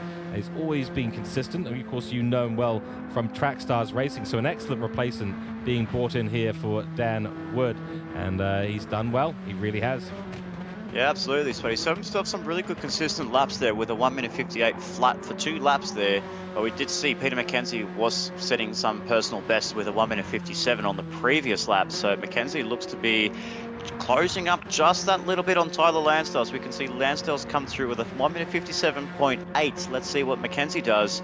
1:57.6. So he's just closing a little bit to the CP driver, but there's only 2 laps to go here, George. And in these cars, and trying to close a deficit, it's really tricky. It's not easy for the drivers to close gaps, to close big gaps that they've got. But in the hands of Mick Hill right behind there. He's closing these Juice Motorsports Swifties up towards the front there. Tony Griffin 5th, Matthew Johnson 6th, but right behind there with 2 laps to go. Can Mick Hill pass these cars? That's the big question. He's got the freshest compounds of the lot here, so he might be able to go from 7th to 5th place at the end of it. And I mean, it would be, you could consider it as a noticeable recovery drive, but it should have been definitely a lot easier race for Mick Hill in round 4 of this race. We've got some yellow flags up ahead. Something's happened up ahead. It looks like Peter McKenzie's just gone off. Looks like he went wide through the De La Rogia chicane there, so a little mistake there, creeping in for car 221 there. So he's lost a lot of time now to Tyler Lansdale. You can see there. Oh, and Glenn Mead as well. So the late stages here, we're catching, the drivers are catching a lot of mistakes here in this latter half of the race here. Now we see Churchill going wide through De La Rogia, so something's gone up with the track temperatures here, ladies and gentlemen. It's getting very cold. As we can see, the weather is just kicking in. It's getting dark. The track is getting super cold. These tires are hot, but they're not providing the grip as much as they'd like. We can see Ricky Rick in 12th and Benjamin Blake 13th and last place after putting on a valiant effort in the first stint, battling Ben Churchill and Kevin Cooper. But we're on to the final lap here with Andrew Scott in 787. We'll look to see where Mick Hill finishes at the end of it. He's gone past Tony Griffin into 6th place, so he's done a very nice job there. He's got one more car in Matthew Johnson to get back into the top 5, and unfortunately for him, like I was saying earlier, it should have been a race for him. It should have been his race. He had the pace. He had the pace over his teammate. He had the strategy. Unfortunately, just mistakes creeping in car 3. Yeah, that damage, of course, it's set to heavy in this lobby, and that does mean that you have to enter the pit lane to repair it, and it is very, very costly at the end of the day. And I think Mick Hill is going to get Matthew Joynson here. Is there going to be a send? Matthew Joynson goes defensive into the first chicane, but around the outside with all the grip in the world, it seemed, for a moment there. Mick Hill tried, but getting the alternative line through the first chicane has certainly set him back some. But I think this has basically been the furthest apart these Juice Motorsport cars have been all race, Nick. Absolutely. It's just you kind of got a little bit of a cougar sandwich now between the Juice. We had a turtle sandwich. Now we have a cougar sandwich. So all species in the forms of a Juice Motorsport sandwich. So interesting facts here tonight, ladies and gentlemen. So we've got ourselves coming through. But on to the last couple of corners here. We have Andrew Scott for the Me Cougar Drive Development Team about to cross the start-finish line at the end, coming into Parabolica for the last time on the 24th lap here for the Trak Racer TCR Cup. It is car 787, yet again, a flawless strategy game for the man in Andrew Scott. Will take victory in the Volkswagen Scirocco for Me Cougar Driver Development. Car 787 takes the win in Lobby 1 here tonight. As a big congratulations to the team at Me Cougar Driver Development, putting on a stellar show here for the fans, for the Tifosi fans. Robert Foster holds on to P2, a very nice strategy for him to go from P3 to position 2, and Tyler Lansdale from position 9 up onto the podium steps. So that's a very rewarding podium for Tyler Lansdale from CP Motorsports, replacing Dan Wood, and a very nice drive there. So safe hands for Dan Wood, getting that car into position 3 has Tyler Lansdale. Peter McKenzie, unfortunately, late error mistake on the last couple of laps, finishing in position 4. Mick Hill has finally gone past Matthew Joynson inside the top 5, so a nice recovery drive there for him, but it definitely what could have been for Mick Hill. Matthew Joynson, Tony Griffin, the Juice Motorsports 6th and 7th place, work still line astern with each other from lap 1 all the way out down to lap 24. Glenn Mead, we saw a couple of laps ago facing the wrong direction at De La Rogia, and finishes in 8th place. Kevin Cooper in 9th place, and handy points for CP Motorsports. And Ben Churchill, wow, this man has gone missing throughout the whole race here. What has happened to the man in car number 8 in Ben Churchill? He what looked to be some good results here. Well, Road Sig Racing was hoping to find some good results here tonight. Unfortunately, for Ben Churchill's case, not the plan that he wanted. Yeah, likewise with Troy Britnell as well. Unfortunately for him, getting a little bit involved in some mistakes, some action around the track. Mad Rick will come across the line in P12. So both of these Lightning Motorsports cars not having a great time out there today, unfortunately. P11 and P12 for them. And then, of course, we do have the ISA car, the Renault Megane, coming across the line as the last car across our grid. I mean, overall, Nick, a very, very nice race. Little bit of contact through a lot of the lines, but Cooke and Andrew Scott done very, very well here today. It should have been a 1-2 in whatever order it was going to be. But I tell you, they'll be a very happy Robert Foster and Tyler Lansell, who is a reserve driver, of course. Dan Wood in the chat also saying fatigue starts to set in at the end of the race, deception of the track and the worn tires. And yes, all of those things combined with the changing weather definitely makes it a challenge towards the end of the race. Very tricky for everyone out on track. I think we saw 4 cars in a row making rather large to medium mistakes through the De La Roggia chicane on the last couple of laps, but it is Andrew Scott, of course, for Cooke Driver Development, who takes the fastest lap in this race, 46 points to him in the driver standings, and for the team, Robert Foster, P2, Tyler Lansdale in P3. So the rest of the results on screen right now for your viewing pleasure. Let's talk driver of the day, Nick. Yeah, very interesting one here. It's very hard to pick who will be driver of the day here. I could definitely say team of the day. It was if it was for a bit of showmanship and a bit of some good performance at the early stage, I will give it to Juice Motorsport. But I think definitely driver of the day will have to go to Tyler Lansdale in position 3 for CP Motorsports. Comes in a reserve, finishes starting in P9, made a mistake, actually pushed Ben Churchill off on lap 2. Through Lesmo 1, so he had to give that position back, dropping down to 12th place, and then making that recovery drive, running the long stint on those soft tyres in stint 2 and 3, and he's done a really good job just to hold on, keep the car clean for Dan Wood for next time out, and he's brought that car home to P3. So my driver of the day will go to Tyler Lansdale for CP Motorsports. Yeah, an impressive drive there for Tyler. He has done well as a reserve driver, and of course Dan Wood has been leading us away in the driver standings as well. He's been in chat watching his replacement work hard out on track to do well for CP Motorsports, and done well he surely has in chat. Please do let us know your driver of the day. I think at this stage, Nick, I'm going to completely agree with you here. Tyler Lansdale, driver of the day for us in the commentary box today. Done very, very well. Of course, honourable mentions there to Andrew Scott. Fastest lap, not on pole for qualifying, but fastest lap and a race victory is certainly a great result there. And the Cooke driver development team will bag a bunch of points. Real shame there for Mick Hill out on track, with picking up damage late in the circuit, falling behind his teammate despite starting on pole and leading us away for the first part of this race. So that is your Lobby 1 broadcast. We do have Lobby 2 coming up very, very soon, but we will take a short break before we do get into that. So we're looking forward to the second lobby coming up in about 5 minutes time here with myself, George Cooke, and Nick Pautasso in the commentary box. We'll be back with you shortly, folks. Stay tuned. We're not going anywhere.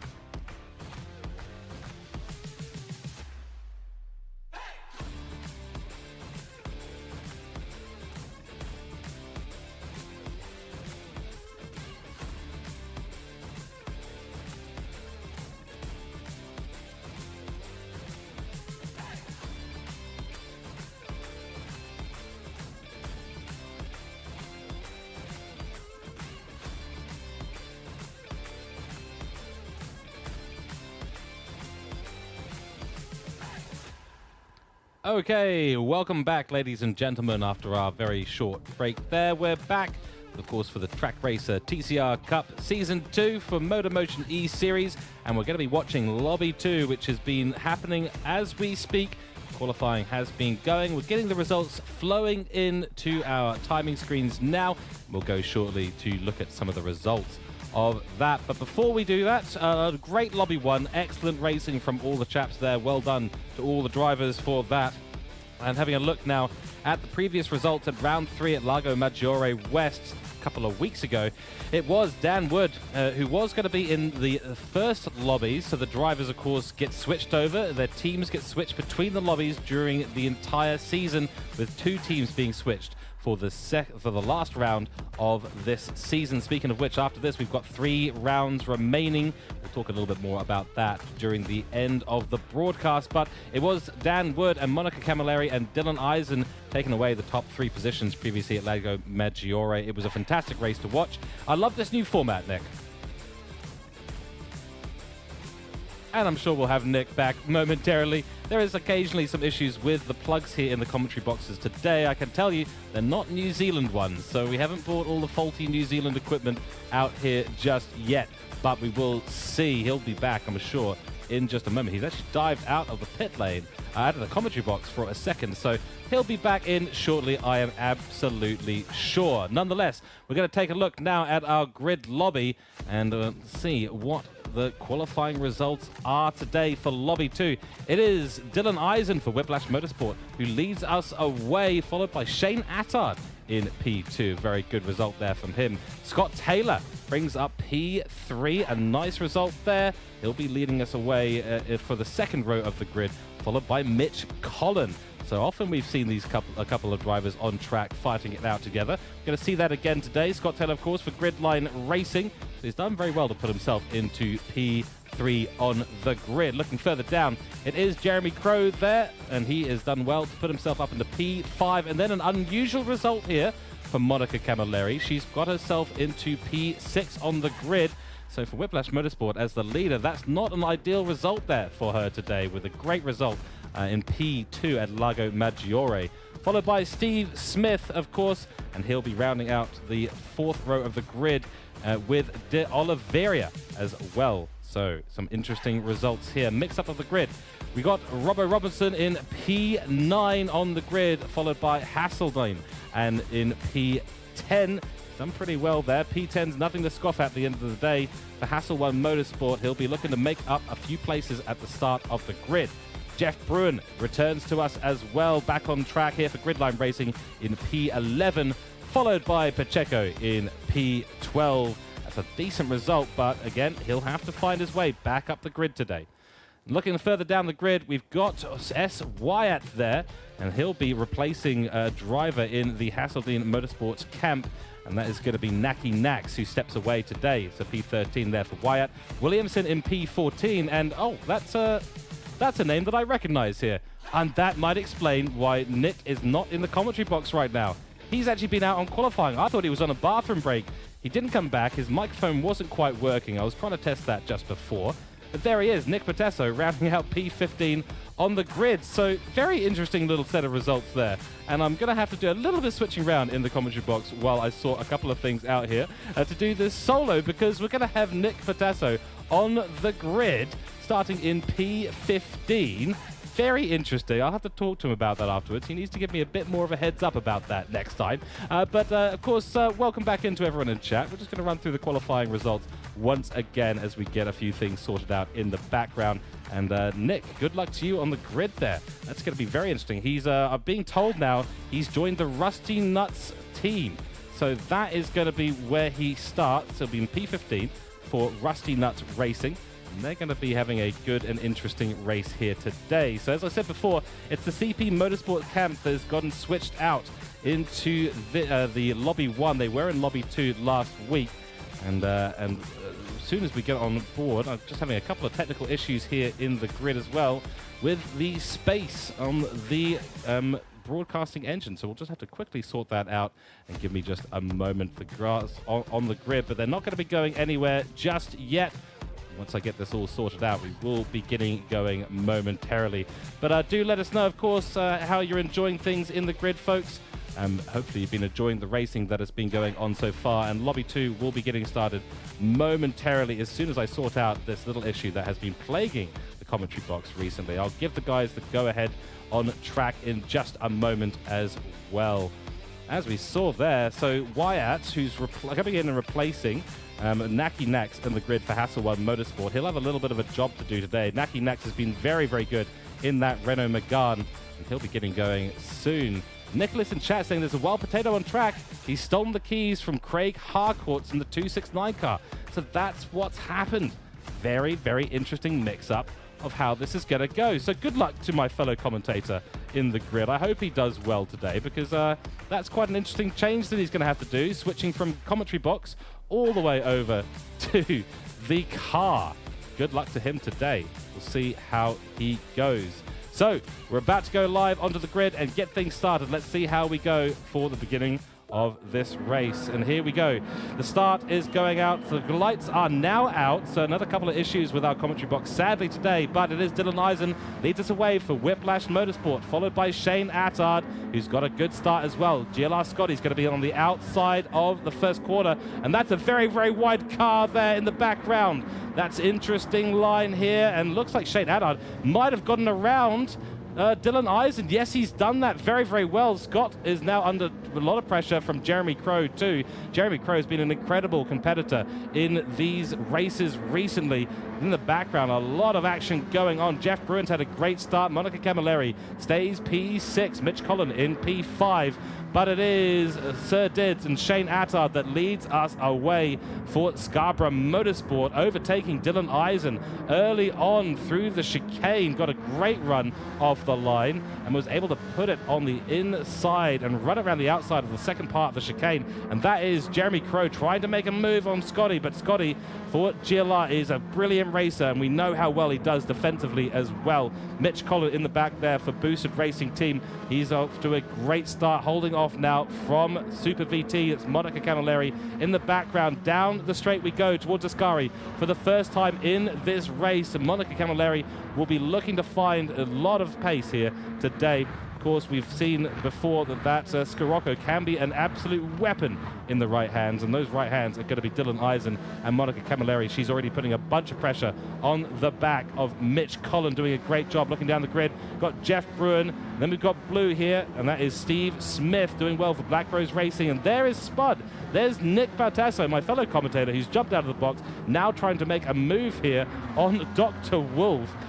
This is going to get interesting here. Let's see what Nick Pautasso can do. Stay on board for him for just a minute here and see what happens on the grid. That's a great inside line he's got through Parabolica. They're side by side. A little bit of contact there between the two drivers. An Australian driver versus a New Zealand driver at the moment on track. Looking down the grid, we've got Leonardo there. Boosted Blake sitting down here. It's Blake Williamson for Boosted Racing Team. Robert Robertson, followed by Pacheco. Isa Budsey is in here as well.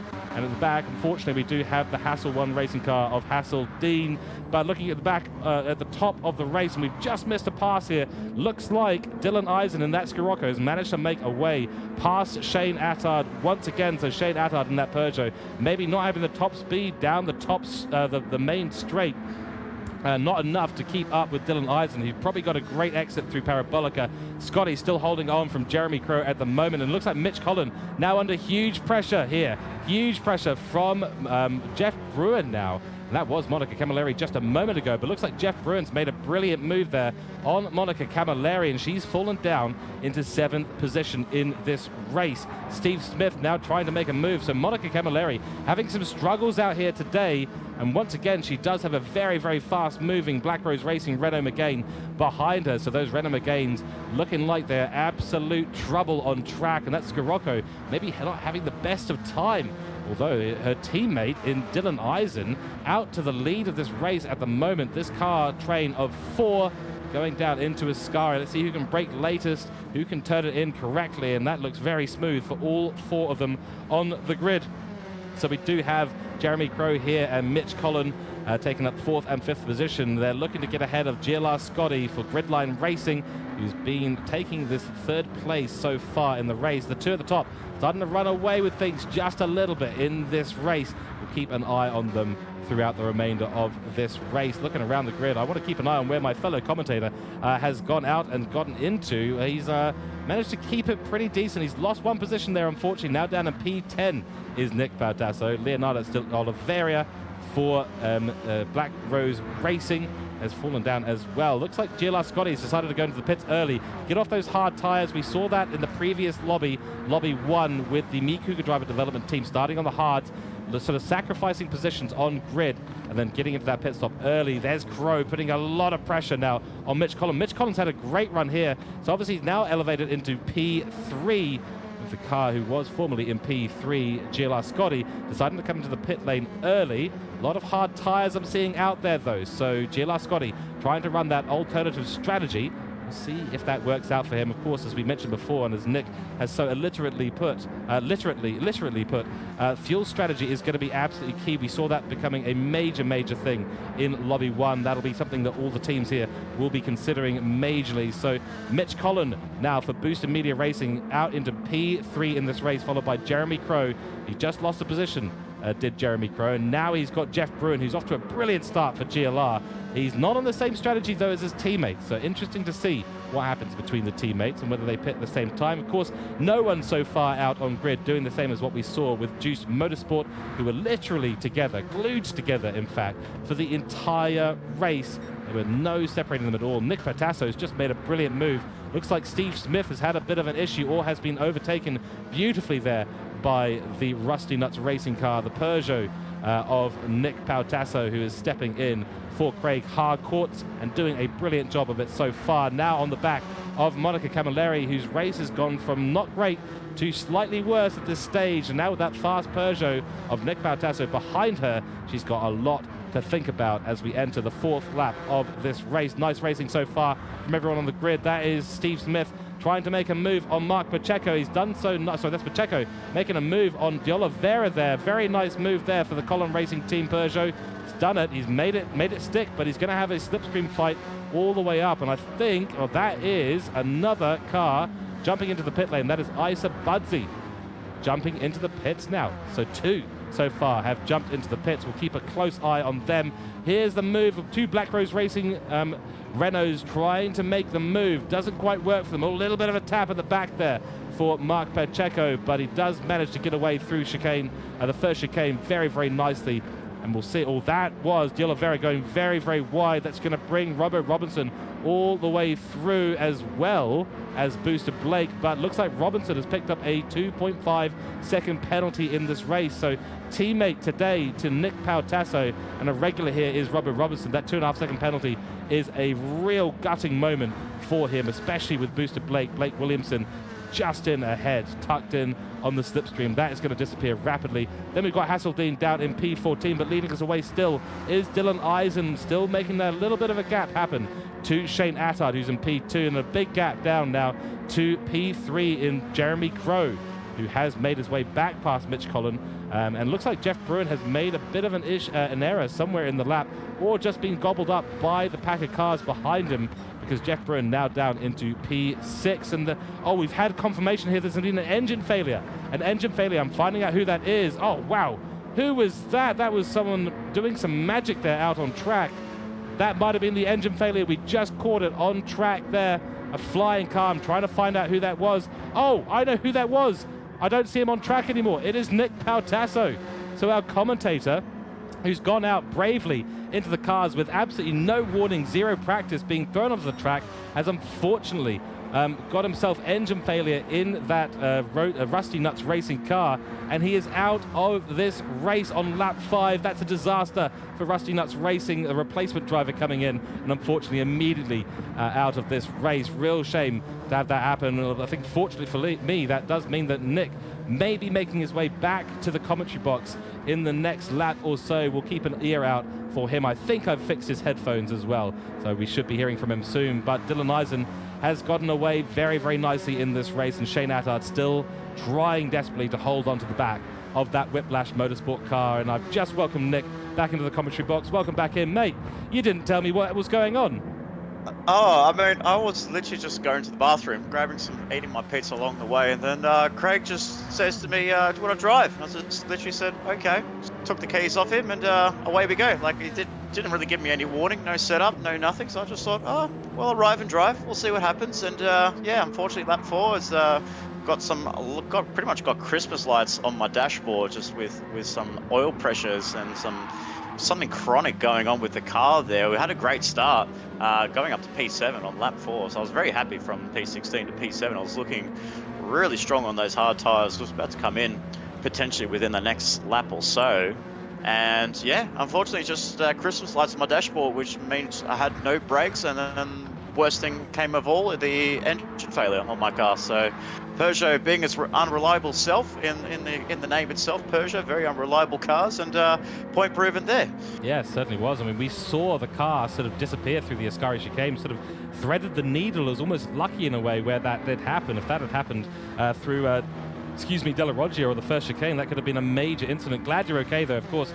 Never happy to have that happen out on track. Very scary moment, I imagine. But since you have been out there on track, do tell us about the conditions out there. Is it a little bit tricky? Ice conditions, potentially? It looks pretty cool out there. Yeah, it's very good. Like, we're having 16 cars on the track here tonight. It was absolutely amazing. The track is still quite worn from Lobby 1, so I'm actually surprised the amount of grip that we're actually getting from the hard tyres. As I was running the hard tyres in my first stint, the grip is actually still there. So Lobby 1 really laying down the rubber for Lobby 2. Obviously not seeing lap times from Andrew Scott in Lobby 1, but the grip is there, and everyone's really capitalising on.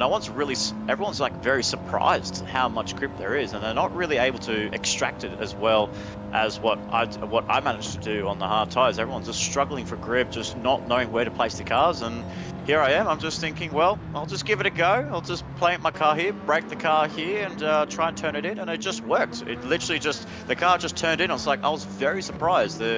I didn't think the R&R car was going to be very grippy, as both Craig and Rob have been really struggling with the Peugeot, but tonight was actually very good. So a lot of grip in this early stint for all drivers. They just really need to be able to capitalize on it in this early stage as it starts to get a little bit darker and it starts to get colder. Absolutely, mate. Yeah, and well done out there. There were some very nice overtakes. We didn't catch all of them on track. There were some very nice moves out of Ascari chicane. I think you were battling with Wyatt, the replacement driver there for Hassel 1 as well at one point, who's now up into P3 in this race. So had the car continued to run, you might have well been way up there in the grid, and that would have been beautiful to see. But oh well, it is what it is at the end of the day. Good on you for doing that. I'll have to talk to the team owners about giving me a little bit of warning if they decide to poach my commentary crew in the future. But nonetheless, good to have you back in the commentary box. Glad you're okay from that. Yeah, so the race has been interesting. I'll bring you up to speed very briefly. Dylan Eisen, of course, taking us away in P1, followed by Shane Attard, and then Wyatt. Then we've had Jeff Brun, who's just made a beautiful move on Jeremy Crow. So I guess there are a few drivers out there who are finding that grip.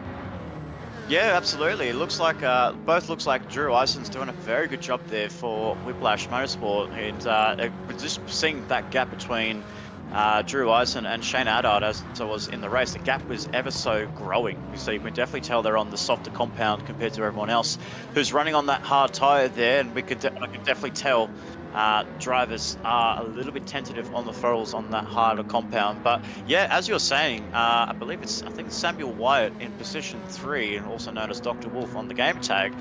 He's quite a brand new driver here at MotorMotion E-Series. He made his debut last time out in the Surefire Supercars at Blue Moon Infield A and for the Richards Lobby, and he had a really, really good race there. I believe he won one of the races. Oh, wow. The second race in the reverse grid. It was either the first race or the second race that he won, but he did win one event, and I think he won overall. So some great pace as a privateer in the Chevrolet Camaro. He's now being the reserve driver for Hasseldean Automotive, running in P3 and running a very nice, smooth race. He's got a good clear air in front of him. He's got Shane Attard not too far ahead of him, probably about 3.5 to 4 seconds between the two drivers, and a healthy gap over Jeff Bruin in the Gridline Motorsports, Gridline Racing Audi TT. So very big name, a very bright future for Samuel White if he sticks it out for the rest of this race, trying to get up into the podiums, and hopefully potentially we'll see him further on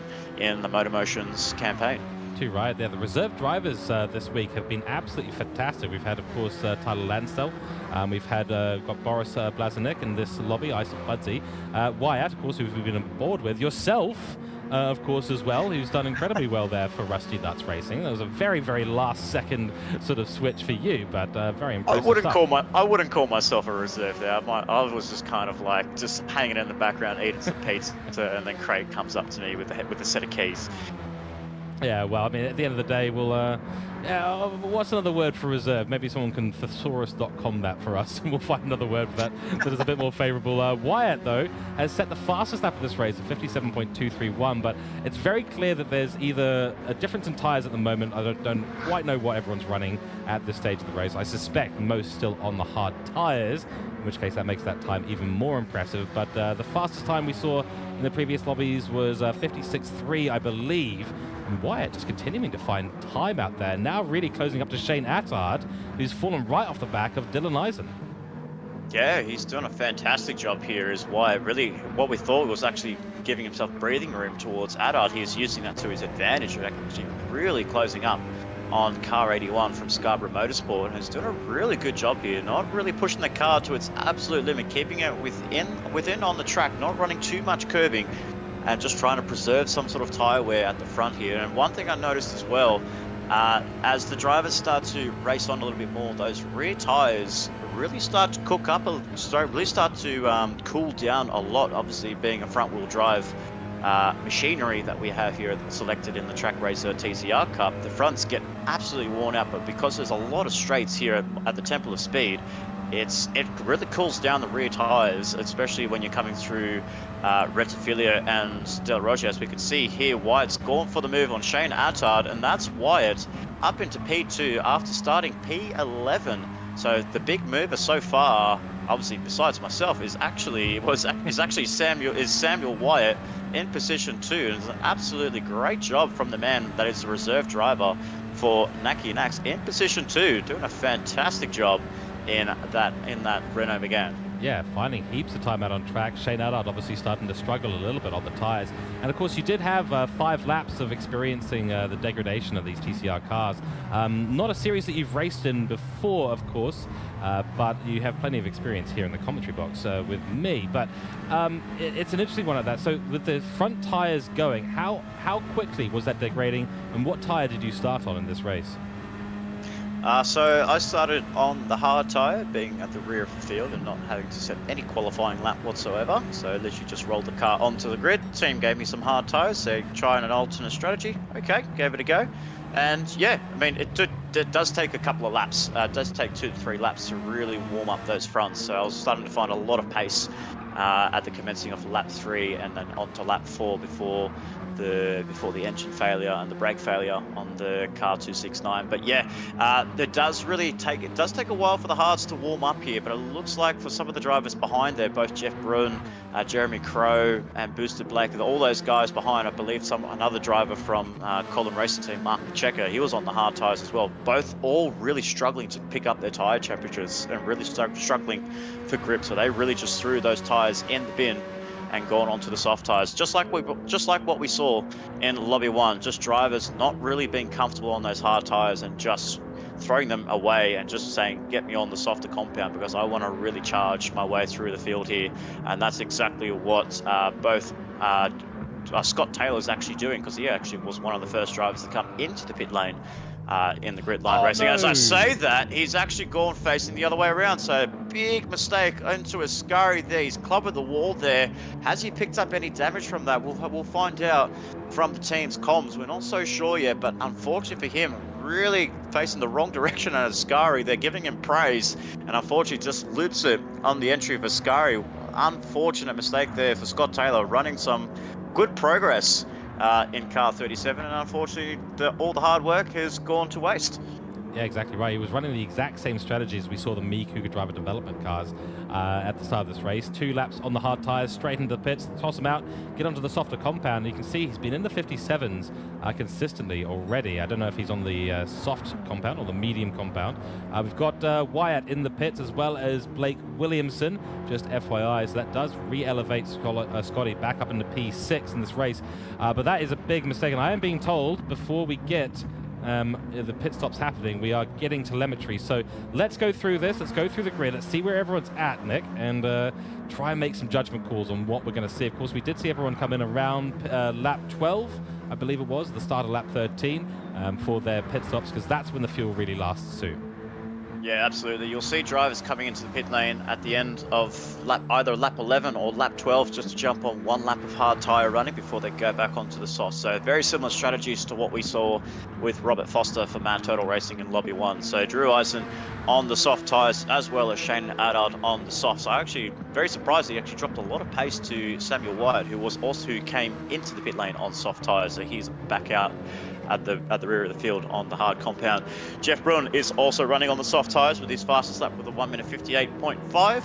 Jeremy Crow right behind there on the hard tyres, so he's running a different strategy there. So interesting, but he's running low on fuel there, so he's really burnt his fuel down on lap 10 of 24. We did see this in Lobby 1 with some of the Suzuki Swift drivers struggling for fuel, so maybe potentially the Peugeots are struggling on fuel numbers as well. Mark Hasseldine as the team boss of Hasseldine Automotive in 5th place, running on the hard tyres, got plenty of fuel in his wagon. Then we have GLR Scotty, as I predicted there, he has got front splitter damage, so that loop around Ascari clobbered the wall there, unfortunately. Bit of aero effect for him, but wouldn't be too bad on the straights here, so he might get away with it with the front splitter damage. Obviously being on heavy damage here in Lobby 2, it won't hurt him. I don't think it'll hurt him too much on the straights here, so we'll find out and see what happens in the pit stop. Obviously they will potentially come into the pit lane and fix it up, but whether he fixes it up or he just thinks, you know what, I might lose time here in the pit lane, so why bother, I might just run it to the end of the race. And then we have Monica Camilleri for the team boss of Whiplash Motorsports on the soft tyres, and as we always predict with Monica, we know she's very good on tyre wear, and look at those soft tyres, they are absolutely healthy on half a tank of fuel as well. She'll definitely be coming into the pit lane, but I think she was running on the hard tyres early on, so she might be coming in for another stint on soft tyres towards the end of it. Mark Pacheco was definitely on the hard tyres himself. He's gone on to soft tyres with a 1:57.2, putting some good pace on that Peugeot RCZ. And then we have Blazinik in Isa Budsey for the late substitute for Kane Patton in car number 15 for Isa Budsey, running on the medium compound. So that's a bit of a throw on different strategy calls there. And then we have Samuel Wyatt, the hard charger for Hasseldine Automotive in 9th place, running on hard tyres. Then we have Mitch Collin, running for Boosted Automotive, or Boost Racing. Unfortunately, I can't remember the exact name of that team. Maybe I'll get word from my commentator to give me the exact name. But it is Mitch Collin in P10 on the hard tyre, on the soft tyres actually, in 10th place, 1:57.7 on that last lap. And then we have Jeremy Crow, who just came out of the pit lane on racing soft tyres. So the team boss ahead of his teammate in Jeremy Crow. Richard Robson, my teammate, running on the racing soft tyres. And then we have, unfortunately, the Black Rose Racing Megans really struggling in this TCR campaign. They haven't really had some good performances throughout the whole season, down in 13th and 14th place. Looks like both are on the soft compound. And then we have the team boss of Boosted Racing and Blake Williamson in 15th and last place. And unfortunately with myself, with that catastrophic failure on my car, the only DNF in this field, which is actually a stacked field as well here, George. 16 drivers in total. Absolutely amazing turnout in Lobby 2. Exactly right, yeah. 16 drivers, brilliant. Thank you for running us through all of that. There's a few talking points in there. One of those is the racing medium choice. So not something we've seen a lot of drivers decide on. That's Isa Budsey. So Boris Blazinik deciding to go on the medium strategy and see where that can take him. what we'd usually see is either if you're going to do a two-stop, it'll be 2 stints on the soft tire and throw out those hard tires. In this case, Budsy has decided to do the hard tire stint, and he'll do a hard tire stint, but he might be trying the one-stop and using the mediums just to run those tires a little bit longer into the race. The question is, can he fuel save enough to do that? And that's going to be interesting. He is, of course, a replacement in for Scarborough Motorsport. The other talking point there is the name of Boosted Racing Team. So you've got it. Oh, dear. That's Shane Attard in the wall of the Scari. That is exactly the same as what we saw GLR Scotty doing. So is that a front grip issue with cold rear tires? Is that what we're seeing here, Nick?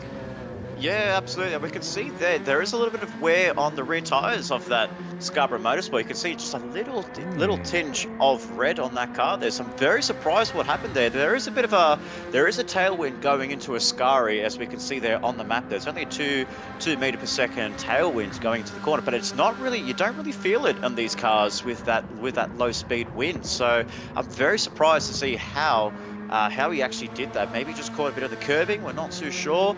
Maybe just losing a little bit of tire temperatures at the rear, like you said. It's very, very interesting on what happened there to Sir Dids in Shane Attard. But yeah, that's caught 2 people out in both GLR Scotty and Sir Dids in those cars. Yeah, real shame for those two, and an identical incident between them at Ascari. So very interesting to see. And wear on the rear tires in a TCR Cup race? No, never seen it before, Nick. So we'll see. We'll keep an eye on that, because if the rear tires are getting lit up a little bit, that will affect grip quite a lot, because those rear tires are really the only thing that's keeping these cars planted on the ground as they go through the corners and get the power down. To have any wear on that is going to affect grip, especially in these cool conditions. So interestingly, we've got Monica Camilleri and Dylan Eisen. They're both on track. Dylan Eisen's just come in for his pit stop recently, so he will be behind his teammate for the foreseeable future until she decides to come into the pits. We've got Wyatt, who's down in P8 now. He did come in for his pit stop as well, but he's a little bit further down the grid than I would have thought. Behind Shane Attard still, despite Shane's mistake there, although I think Shane is just coming, he's just come out of the pits. So despite having overtaken Shane Attard, that's a yellow flag. Try to catch where that is. No, didn't quite catch that. Is that Scott Taylor? As we try to see, he's dropping down the order there. So he's gone wrong. Oh, he's in the wall. Oh no, he's really in the wall. He is buried deep in that Tech Pro barrier, and the car is not moving at all. This could be another engine failure here. So maybe something to do with the car's electronics as well. Oh, Nick, that's a disaster for Scotty. He was running so well. He was the leader of the race here. He did suffer some splitter damage, and something has gone catastrophically wrong there. There you go. He's got all systems going on that car. Wow, what's happening here? It's just, we've had brake failures in the Peugeot. Well, it looks like we've had some sort of technical gremlins in the Audi TT in the hands of Scott Taylor. Unfortunately, the braking performances didn't help him on the exit of Ascari, and now it hasn't helped him through De La Roggia. So something going on there with car 37, and hopefully that's not a bad sign for Jeff Bruin, who's actually come back into the pit lane, got rid of those hard tyres, now going on to the softs. So a very nice strategy here for Jeff Bruin, who was leading the race here in only a few laps ago, but now it's up to Monica Camilleri, who's now taken the lead in Lobby 2 on lap 14 of 24, ahead of Mark Pacheco and ahead of her teammate in Drew Eisen. And then we have Boris Blazinik running the alternate strategy for Scarborough Motorsport on the medium tyres. So we'll wait to see what he does at the end of lap 24. But my goodness, that is huge for Scott Taylor, a position that we never see him at all.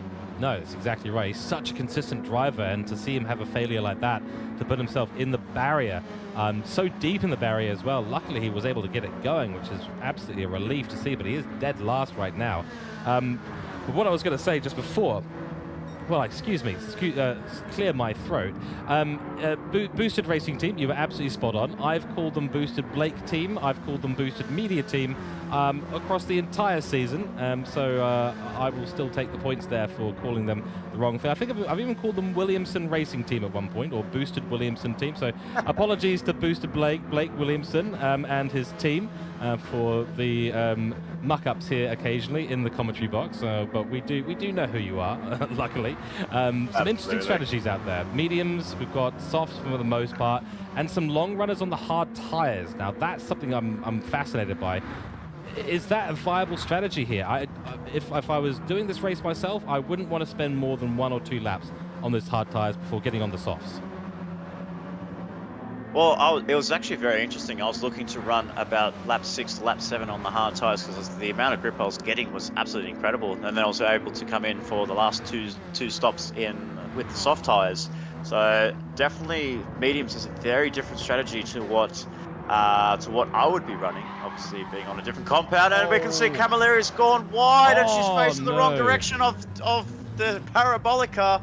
So catastrophic contact there between car 502 and car 773 in Mark Pacheco for the lead of this race here. Some contact between the two drivers that has sent Monica Camilleri down the order. She has to come into the pit lane. Thankfully for her, the pit lane is very close to Parabolica, so it hasn't really affected her too much. Saving herself some fuel, needs to get some fuel into the car, fix the damage, put on those soft tires and get going, because unfortunately that was a huge contact between those two drivers and Mark Pacheco, and I think there might be a bit of a word there from the stewards having a look at that incident between Pacheco and Monica, because Monica is fuming on the radio. Yeah, absolutely, and rightfully so. The stewards will look at that, but it might have been one of those things where there was just a mix-up, a miscommunication between the drivers, the inside line being taken by Pacheco, but Monica Camilleri probably wanting to pit that lap anyway, since she was on such low fuel, and trying to turn back in, and yeah, there was a car there, unfortunately, and nothing they could do. They came together, setting the fastest sector. We're on board with the Black Rose Racing Renault Megane of Oliveira here, and this driver is doing pretty well up in P5 right now, but this is all going to change around quite rapidly, as we did see 5 drivers just coming into the pits, as well as Dylan Eisen. So he's coming out now on his last stint of this race on lap 15. He is still ahead of Jeff Bruin, who's just gotten past Blake Williamson there. And we've got Wyatt down here. He was running up in P2 for a little bit. Shane Attard's had an issue. He's probably come into the pits and tried to repair that damage as well. But this order is all sorts of messed up at the moment. We'll probably see that sort itself out in about, I don't know, hopefully less than 9 laps time. Yeah, absolutely. I mean, if we see this at the end of lap 24, we'll be, as I was saying, Black Rose struggling. They might pull off a masterclass here, but no, you're absolutely right. So the strategy is a little bit out of whack on lap 15 and 24. So we now see Mark Pacheco come into the pit lane. Looks like he may have picked up a little bit of damage on that contact from Monica Camilleri, and it has been noted by the stewards that Mark Pacheco and the incident between Mark Pacheco and Monica Camilleri, so we might be able to get some sort of resolving from that at the end, before the end of the broadcast here. But he has been noted by the stewards after that move at the Parabolica. So now we have Jeremy Crow leading the way for Colin Racing Team, with Blue Bloss and Steve Smith in second, followed by his teammate in De Oliveira in third place. The Brazilian making his mark here at the Temple of Speed here. Not really going to be putting themselves in a strategy point here tonight, so we might see where they end up at the end of it. They might still be able to get some good points inside the top 10, but we'll find out very shortly. Then we have Drew Eisen, Jeff Bruin.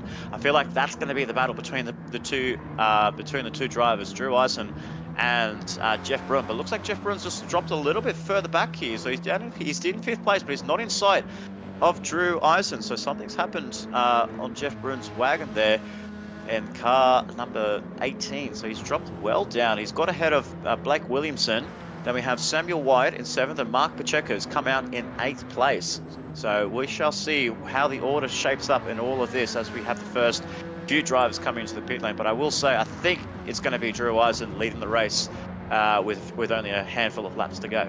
Exactly, and an apology to Drew Eisen on my part. I've called him Dylan Eisen for goodness knows how long. I will make sure I keep an eye on that. That's a double whammy for me today in terms of my namings, but I'll keep a check on that. Pacheco, though, who's keeping a check on Wyatt in front. I don't think Wyatt has to pit any more in this race, so this is a flat-out race between the two towards the end. Pacheco is now on the fresher compound of tyres. probably with more fuel on board. So what can Wyatt do? He's got a couple of cars ahead of him. I think Jeff Bruin has made his last pit stop as well. Blake Williamson needs to pit again, from what I understand, or what I remember throughout this race so far. So that shouldn't be a problem for them to get past. I think at the moment, you know, Drew Eisen is really running away with things at the moment. He's well up the grid. He's got Steve Smith and De Oliveira, who definitely have to come into the pits again for Black Rose Racing, as far as we understand it, or they will be very slow at the end because they won't have any fuel left on board. There we go. De Oliveira does pit on 0% fuel. The interesting one, though, at the moment, with the fastest lap right now, 56.409, Jeremy Crow at the top of this race. There goes Blake Williamson. He's into the pits now. That elevates Sam Wyatt now up into P5. So 2 in the pits. Jeff Bruin now in P4. Drew Eisen now up in P3. Monica Camilleri, his teammate and team leader for Whiplash Motorsport, nowhere to be seen on our timing sheet right now. My question, though, Nick, and maybe you've got some insight on this since you have been out on track, Steve Smith, I think he has to pit. If he's not, he won't have any fuel after 7 laps. Does that mean that we've got Jeremy Crow here in the actual lead of this race right now? It could be very close between Jeremy Crow and Drew Eisen, because you can see here he's coming onto the back straight, going underneath the old circuit of the Temple of Speed here. So he's come through the exit of De La Roggia, and now we have Jeremy Crow about to approach the Scari. Right now, it's going to be very close between the two drivers here. I definitely think Jeremy Crow obviously has to put less fuel in that car, depending on how much he comes into the pit lane with, and how many more laps of running can he get on some really fresh set of tires, as Drew Eisen's tires are wearing. They are wearing a little bit quicker than Jeff Bruin's, because the gap is closing just ever so slightly between Drew and Jeff. And then we have Samuel Wyatt, the X factor in all of this, George. He's come from out of nowhere. He's playing an X factor role here, and he's going to start applying pressure to Jeff here, because he's right up into P5 and he's not slowing down at all. He did set a fastest lap earlier in stint 1, with the fastest lap now going to Jeremy Crow, 1:56.4. That's some very good pace as well, as we saw with Andrew Scott setting a 1:56.3. So some very good quality lap times coming from the Colin Racing Team driver. Too right, and of course Hasseldine Motorsport right now, Hassel 1 Motorsport, having a great day out at the moment. They could be on for one of their best results of the season so far, P5 and P7 at the moment, and I'm sure Naki Nax is absolutely stoked with what Sam Wyatt is doing in his car today, as will be the team lead in Mark Hasseldine. Into the pits comes Steve Smith, and we'll drop down the order. That elevates Drew Eisen back up into P2, and now the fight is on. Drew Eisen's got to find some pace out there and hope that Jeremy Crow will slow down a little bit on track, because right now he is absolutely flying through this grid. So yeah, things starting to really heat up. Ironically, also cooled down on track, so there will be less grip available out there. I do want to make another note here. We've got a massive grid of cars going on here. Shane Attard on a recovery drive right now. Steve Smith has just come out ahead of this pack in the Black Rose Racing Renault Megane. There is Hasseldine in front, with a little bit of a gap, but these two Scarborough Motorsport cars here getting a little bit fighty as well. I'm sure Isa Budsy Boris is going to be keen, but he doesn't want to do anything to Shane Attard. Shane Attard should be up there at the top of the grid, but that spin at Ascari has cost him a lot, down in P8 now. But a great little battle evolving here between 5 drivers. And I think just behind them is Monica Camilleri. Yeah, she's just coming to the shot there. So yeah, P11. Yeah, that's a something has gone very wrong for Monica Camilleri today. Qualified P6, I believe. Momentarily was up there with Drew Eisen, but no, it's just all fallen apart for the Whiplash Motorsport owner today. Yeah, it's just unfortunate that contact that she had with Mark Pacheco at Parabolica just set her day off, and fixing up some heavy damage on her car. So it's not really the strategy that she wanted tonight.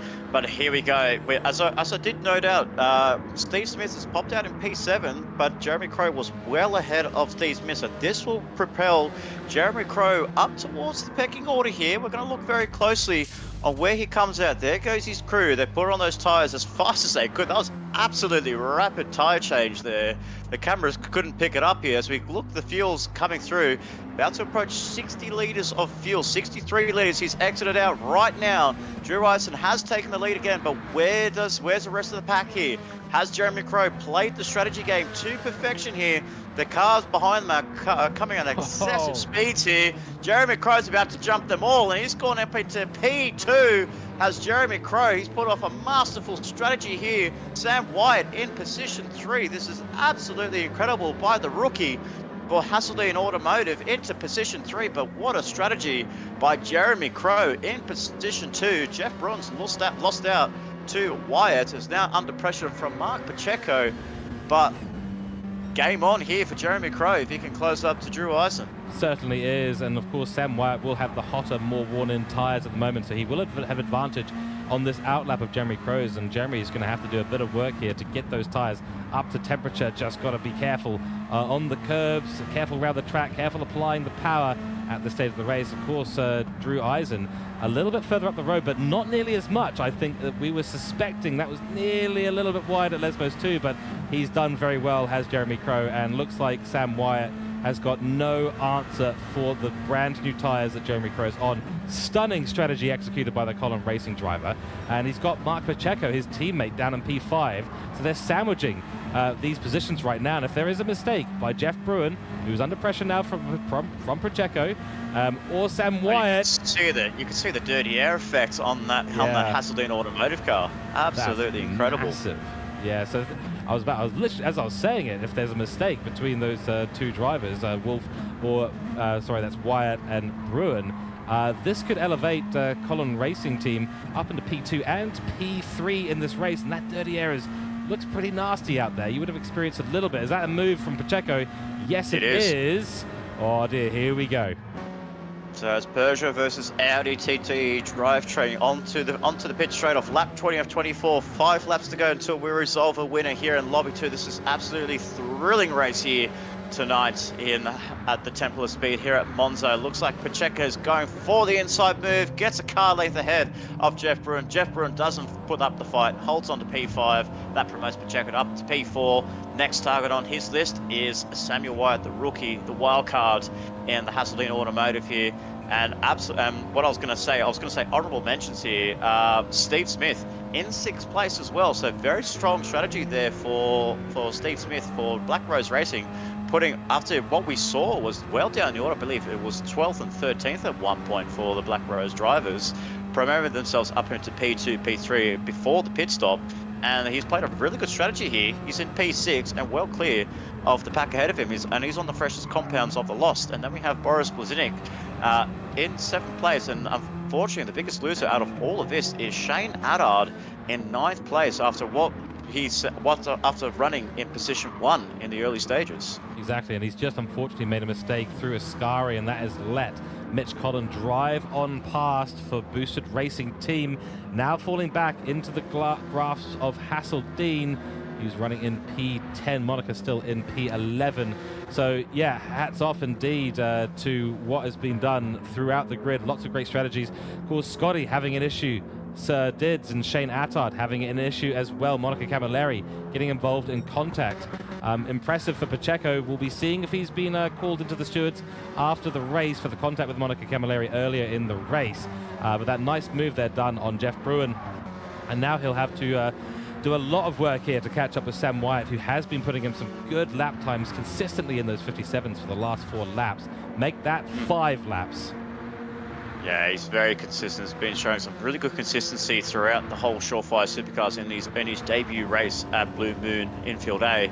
But he put on some consistent laps in that Richards Lobby, and now he's seeing the consistency in the Trak Racer TCR Cup. What a way to show your racecraft here in the Trak Racer TCR cars. Not easy cars to drive with first-hand experience here. Not a fan of the FF cars myself, but to tackle them on your debut race in for Wyatt and really putting your name out there, I'm sure teams are going to be looking at him thinking, you know what, he could definitely be a bright prospect or have a bright future here at MotorMotion if one of the big teams, and when it comes up to next year's Player One SimGear GT3 Championship, he could become a variable, handy asset to one of those top teams. Absolutely right. And of course, your first-hand experience is now vastly more than what we had collectively in the commentary box. All 5 laps of experience racing these cars.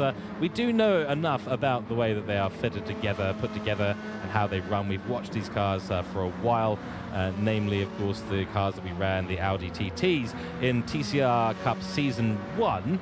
Now in Season 2 with 5 different cars available. And it's been brilliant to see the differences between the cars now. So we've gone from, I believe it was the older Renault Megane in a previous season, before our Season 1 here for Trak Racer TCR Cup, and Jeff Bruin has gone. It's a deja vu again, a glitch in the matrix, because a third car has made a mistake at this exact spot in the race. I think it must be something to do with the angle they're taking in, as well as the cooling track conditions. P5 now under threat because Steve Smith. Look at the car. Look at the left-hand side. The left-hand side of that car. You can see the car is left hand down on that Audi TT. You can just see it's just clutching there. He's got no answer at all for Steve Smith up into P5.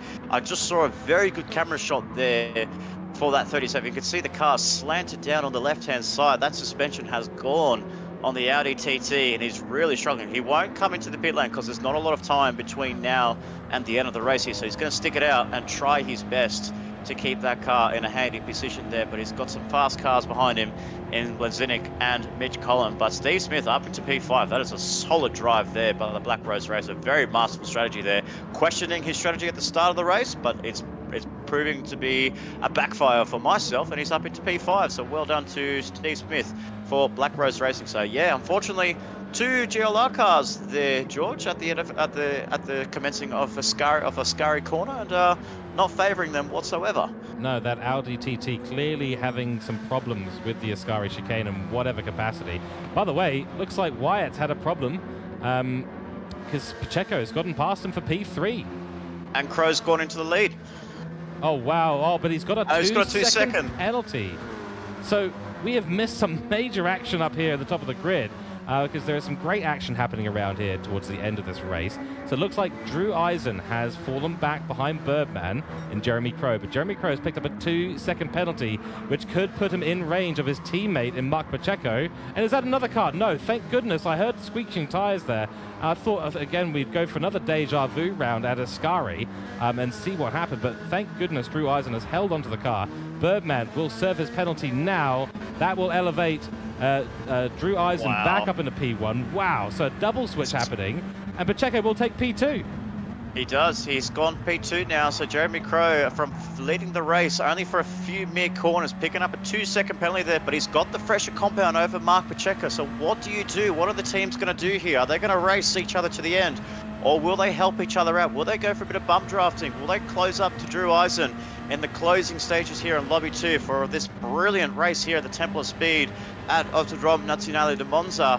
It is Drew Eisen leading with 2 laps to go, has led the entire race. For the majority of the race has Drew Eisen, but the gap is closing between the top 3 runners. You can see Drew Eisen is really struggling on those front tyres, but here come the Peugeots from Colin Racing Team. Mark Pacheco and Jeremy Crow, 2nd and 3rd place. Sam White in 4th place. Honourable mention to the McGann driver. As we see down the order there, we can see Blazinic has actually gone up a position ahead of Jeff Bruin into 6th place. But this is the battle we don't want to take our eyes off, because those Peugeots are rapid and they are closing in on that Scirocco very fast. Drew Eisen has got no answer. He's got no grip, but Crow looking to go onto the inside of Pacheco. What do they do? Pacheco goes defensive there, so they're holding each other up here, George. They don't need to do this. They need to work together. They need to take some notes from Juiced Motorsport and work together to try and close up to Eisen. They certainly do, and I think at this stage of the race, it looks like Jeremy Crow has got the pace advantage over Pacheco, who wasn't really catching these two at all in pure race speed. But Jeremy Crow trying around the outside. He's going to give it a shot, but they're still fighting each other. This is an absolute blessing for Drew Eisen, because I'm sure that he was overtaken either for a mistake that he had made. We'll keep an eye on that. It looks like he had a 4-second... Run wide there a little bit. Yeah, a little bit wide. Did run wide on this exit of Ascari there, so that's going to open up Crow. But it looks like he's just going to give him a bit of a bit of a bump draft here. And the gap between first and third is only a mere 0.7 of a second, ladies and gentlemen. So strap yourselves in. We have got one more lap here at Monza at the Temple of Speed here. It is Whiplash Motorsport versus Colin Racing Team for the win in Lobby 2. Eisen still leads the way by a mere few tenths of a second over the Colin boys in Mark Pacheco and Jeremy Crow. Doesn't look like Jeremy Crow's going to go for a move. He's actually bump drafting Mark Pacheco on this final lap here. The braking performance there is absolutely incredible on those Peugeots. And from first-hand experience, those Peugeots are strong on the brakes. And he's got a brilliant run on the exit of Retifilia. He's gone for a switch. He's looking left. He's looking right. A little bit of contact made between the drivers. And it looks like it's going to be Mark Pacheco going into the inside, which is going to go for the outside line of De La Roggia. What happens here as they go down towards turns 4 and 5? Looks like Pacheco's got a car length ahead of him, and he does. He's gone into the lead on the last lap here at the Temple of Speed. Mark Pacheco leads the way, and here comes Jeremy Crow right behind. Got, unfortunately, not a good exit on the exit of De La Roggia. He has to try and make up some ground here through Lesmo 1.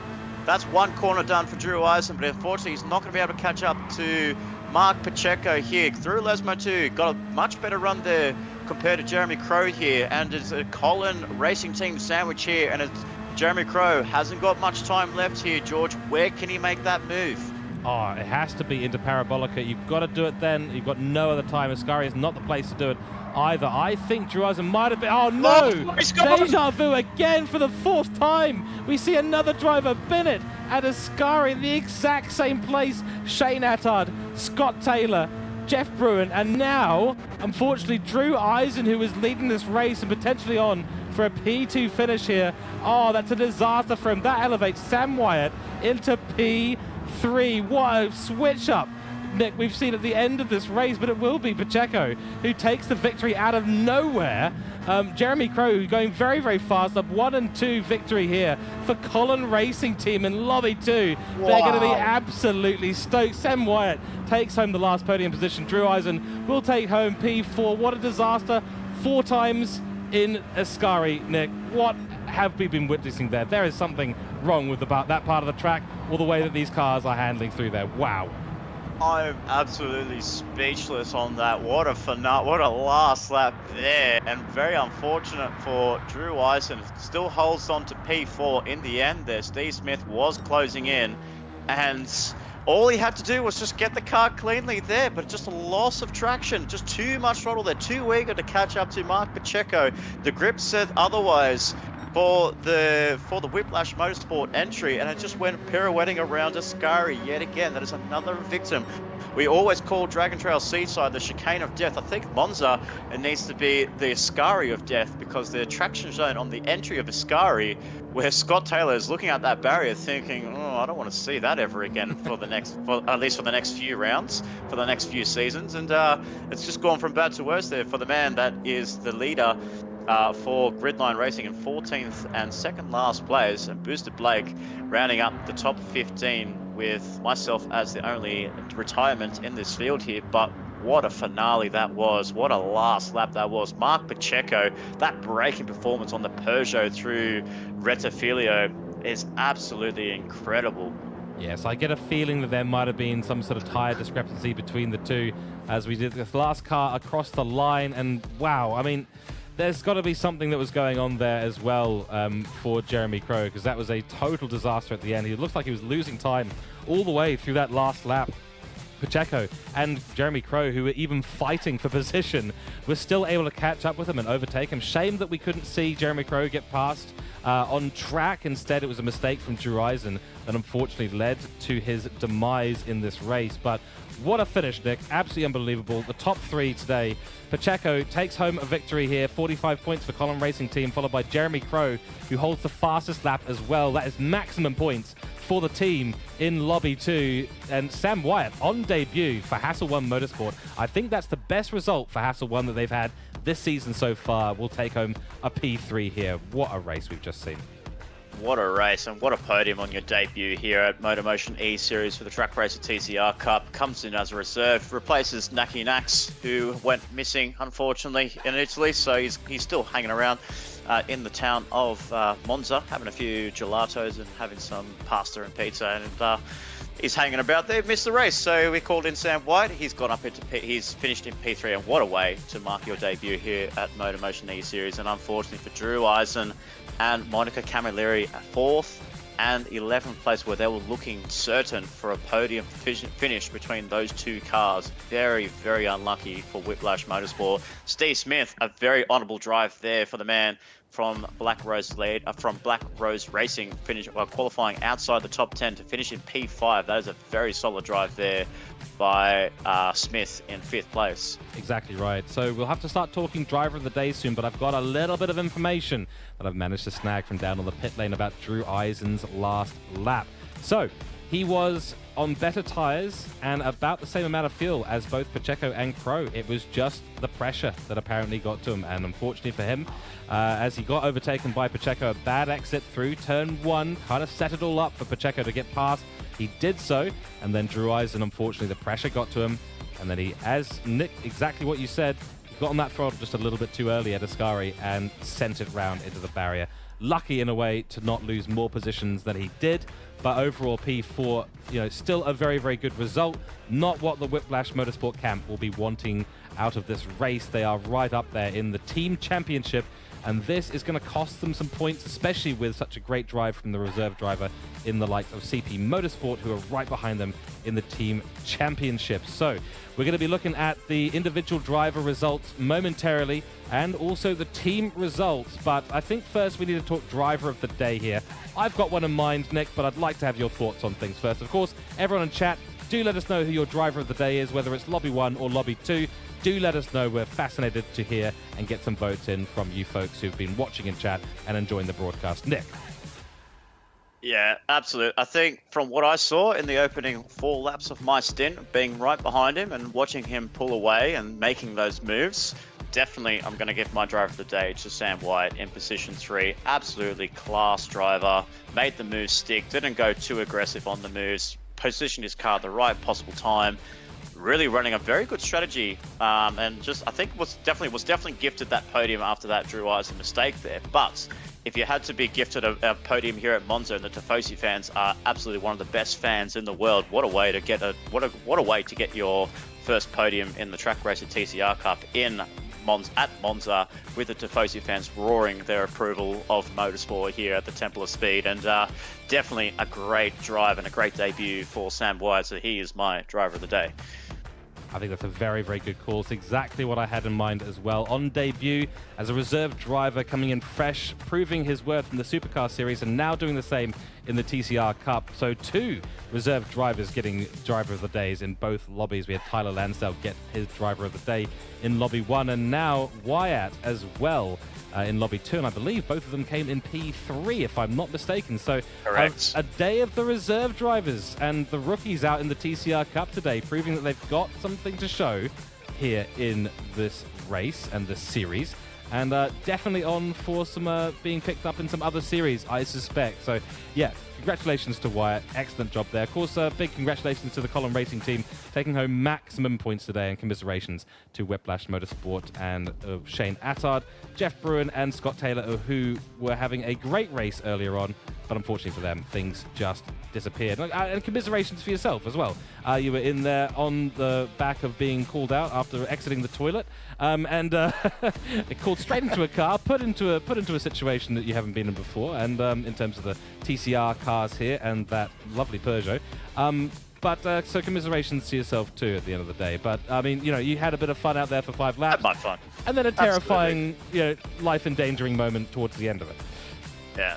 Thankfully, thankfully, my neck brace is holding on very nicely here in the commentary box. Thankfully, our viewers cannot see this, so it's yeah, we've done well. We've gone from the crash to the com box. What commitment I bring to the team here at MotorMotion E-Series. But before we get on to the points, as we look towards the drivers' points right now, I do have reviews. I do have word from the stewards here, coming from Car 773, Mark Pacheco, and the incident that he caused with Monica Camilleri.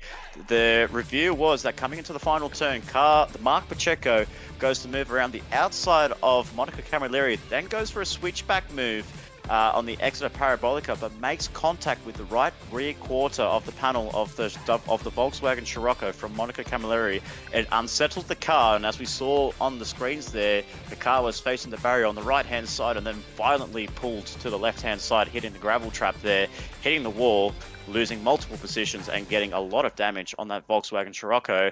No redress was made between Mark Pacheco and Monica Camilleri before Mark Pacheco, and with that, the stewards have deemed that a medium-grade charge to car 773 and a 12 points deduction from his driver's championship. Oh, okay. So thank you very much for bringing us that stewards report. So that will essentially mean that in terms of the points gained from this, that won't be full points for Column Racing Team by any stretch of the imagination. In fact, that'll be points equal to about P5 on the grid there for Mark Pacheco. So a real shame, a little bit of a twist there to his good result in this race, but nonetheless, Column Racing Team will, I'm sure, accept the result and move on forward. So speaking of results, despite not being on the grid for today's round 4, Dan Wood leads us away still at the top of the grid, top of the standings here in first position, 141 points, has gone absolutely nowhere but gained no points this time round. So if anything, this has really closed up the gap back to P2 and P3, who are, unsurprisingly, the Cooke driver development drivers. Mick Hill has dropped a position there to his team lead in Andrew Scott, who has now gone up 3 points now within the top spot. Dan Wood for CP Motorsports under a lot of pressure now, even though he's had a great replacement in Tyler Lansdell this time out. He's got a lot of work to do. And as our pit lane reporter in Andrew Scott, who's not been here today, has said before, he can't wait until the lobbies, the clouds part, the stars align, and we get a battle between Andrew Scott and Dan Wood out on track. CP Motorsports versus Cooke driver development is heating up very much in these driver standings. Robert Foster is close in on this battle for the top 3 as well. Jeremy Crow, continuing a good run of success, continues to move up in the standings, but it is a disaster day for Monica Camilleri and Whiplash Motorsport. In terms of the driver standings, she's now equal points with 3 other drivers, Monica Camilleri, Matthew Joynson, and Drew Eisen, all sharing 103 points in this standings for P6, 7, and 8 respectively. And of course, you can see the remainder of the results there down to P16 as well, a couple more on equal points, and Lewis Atkinson, who's not been here today, and Peter McKenzie, who are still fighting it out for the top 10 spots. Absolutely. And Mark Pacheco is on 96 points. With that 12 points deduction, it would have been equal with his teammate on Jeremy Crow there. So that's what happens when you lose, when you put yourself in a nasty position there. And that's very unfortunate for them. Could have been a joint P5, but unfortunately a mistake between those two drivers has seen him demote down outside the top 10. And Mitch Collin, who is normally the leader of the Colin Racing Team, is just behind them in P11 for boosted racing team in 11th place. So there we have. We keep wanting to say boosted media, don't we? It's not just me, right? Or maybe I've started this off. I'm not actually 100% sure.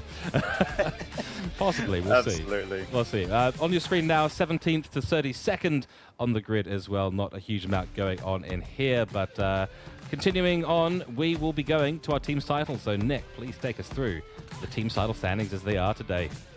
Well, as they are today, it's no change within the top 2, with Cooke driver development getting those good solid points there from the win from Andrew Scott and that pole position from Mick Hill. And so that's definitely promoted them, keeping them, extended that lead over Whiplash Motorsport, who had a disastrous day last at Monza. Unfortunately for them, having what was a good round at Maggiore, unfortunately has seen them gone tumbling down the order at the Temple of Speed, but still holds on to P2. But Colin Racing Team maximizing those points. 204, only a mere 2 points behind Whiplash Motorsports. The biggest gain is there, Colin Racing Team and Mad Turtle Racing as well. So it's not over for those guys. CP Motorsports has been dropped down outside of position 3, down to P5. And as we look down to the rest of the grid, we can see Road Sick Racing still holds on to P6. They're not a great race for the Road Sick boys there. And unfortunately for them, they haven't really been able to capitalize on their chances of moving up towards that top 5. So they're still stuck on 180 points there. But I would have to say, one day, George, once we see those top 5, top 6 teams in the one lobby itself, my goodness, we are going to be in for a treat here for the rest of the TCR Cup. We certainly are. I am very much looking forward to it. I'm sure the drivers are ruining the day, as in they are not looking forward to the day when they have to compete with some of the others on the grid. But it is a very tight competitive scene right now in the Trak Racer TCR Cup, as we have just gone through the halfway mark on this season 2, of course, with the mix-up of the cars. You've got 5 different cars available to all the teams. And looking ahead for round 5, we're heading to France at St. Croix C circuit for, I believe, 12 laps with a required hard tire. Then in round 6, we head to the Mountain of Speed. We've just been to the Temple of Speed. We're going to go to the Mountain of Speed that is Bathurst on the 21st of November. And we will tell you about how many laps are available on that when we get to it. It's currently TBA. And then for the final round of the season, where 2 teams will switch lobbies, and we hope to see a big battle between those top 3 or 4 teams. We're going for 22 laps at Tokyo Expressway on the south counterclockwise circuit over in Japan. Very much looking forward to the remaining 3 rounds of this season. It's been great so far. 4 rounds done, 3 to go, Nick. It's been exciting, it's been intense, it's been action-packed. Very much hungry for more. We'll start rounding up the stream now, but some final words on what has Monza produced for us. It always produces good racing. Today was absolutely no exception in the TCR Cup. Absolutely, we saw some masterful strategies from the Me Cooke driver development team. We've seen some chaos and drama in Lobby 2 for the victory, and we saw 2 drivers take spectacular wins in both Lobby 1 and Lobby 2. Some action-filled racing here, as they always bring at the Temple of Speed. The Tifosi fans have approved the racing that they have seen here this evening, and they have given them a round of applause and a huge ovation for the MotorMotion E-Series Trak Racer TCR Cup to be racing around Autodrome Nazionale de Monza. The Temple of Speed has been some fantastic racing. I've enjoyed myself for my short period of time on track there. The boys are very well competitive here, George, and as I saw in that race there, they are very competitive. They are hard races. They are fair, clean races.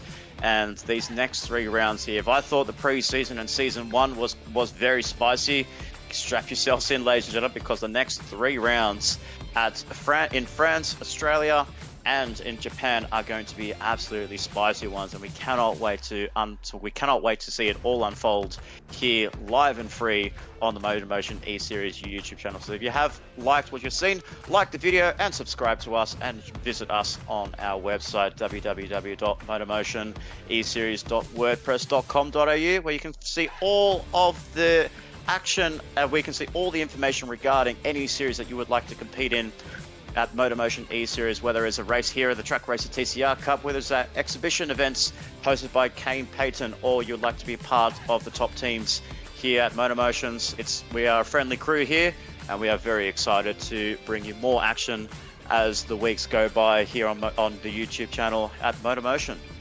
Too right, and a big thank you to yourself, Nick, for everything you do in the commentary box here, and of course for jumping out on track as well. Next time, give me some warning. But we've enjoyed our pizza during the break between Lobby 1 and Lobby 2. I'm going to be going out and grabbing some fettuccine, some pesto, maybe some penne later on this evening with some very fine Italian wine. I'm sure you'll of course want to join me as well, as is everyone else on the track and all the teams. So let's go and enjoy ourselves here for the final part of the TCR Cup here over in Italy. Next time we move to France, when we're going to be eating some snails, I suspect. We'll see.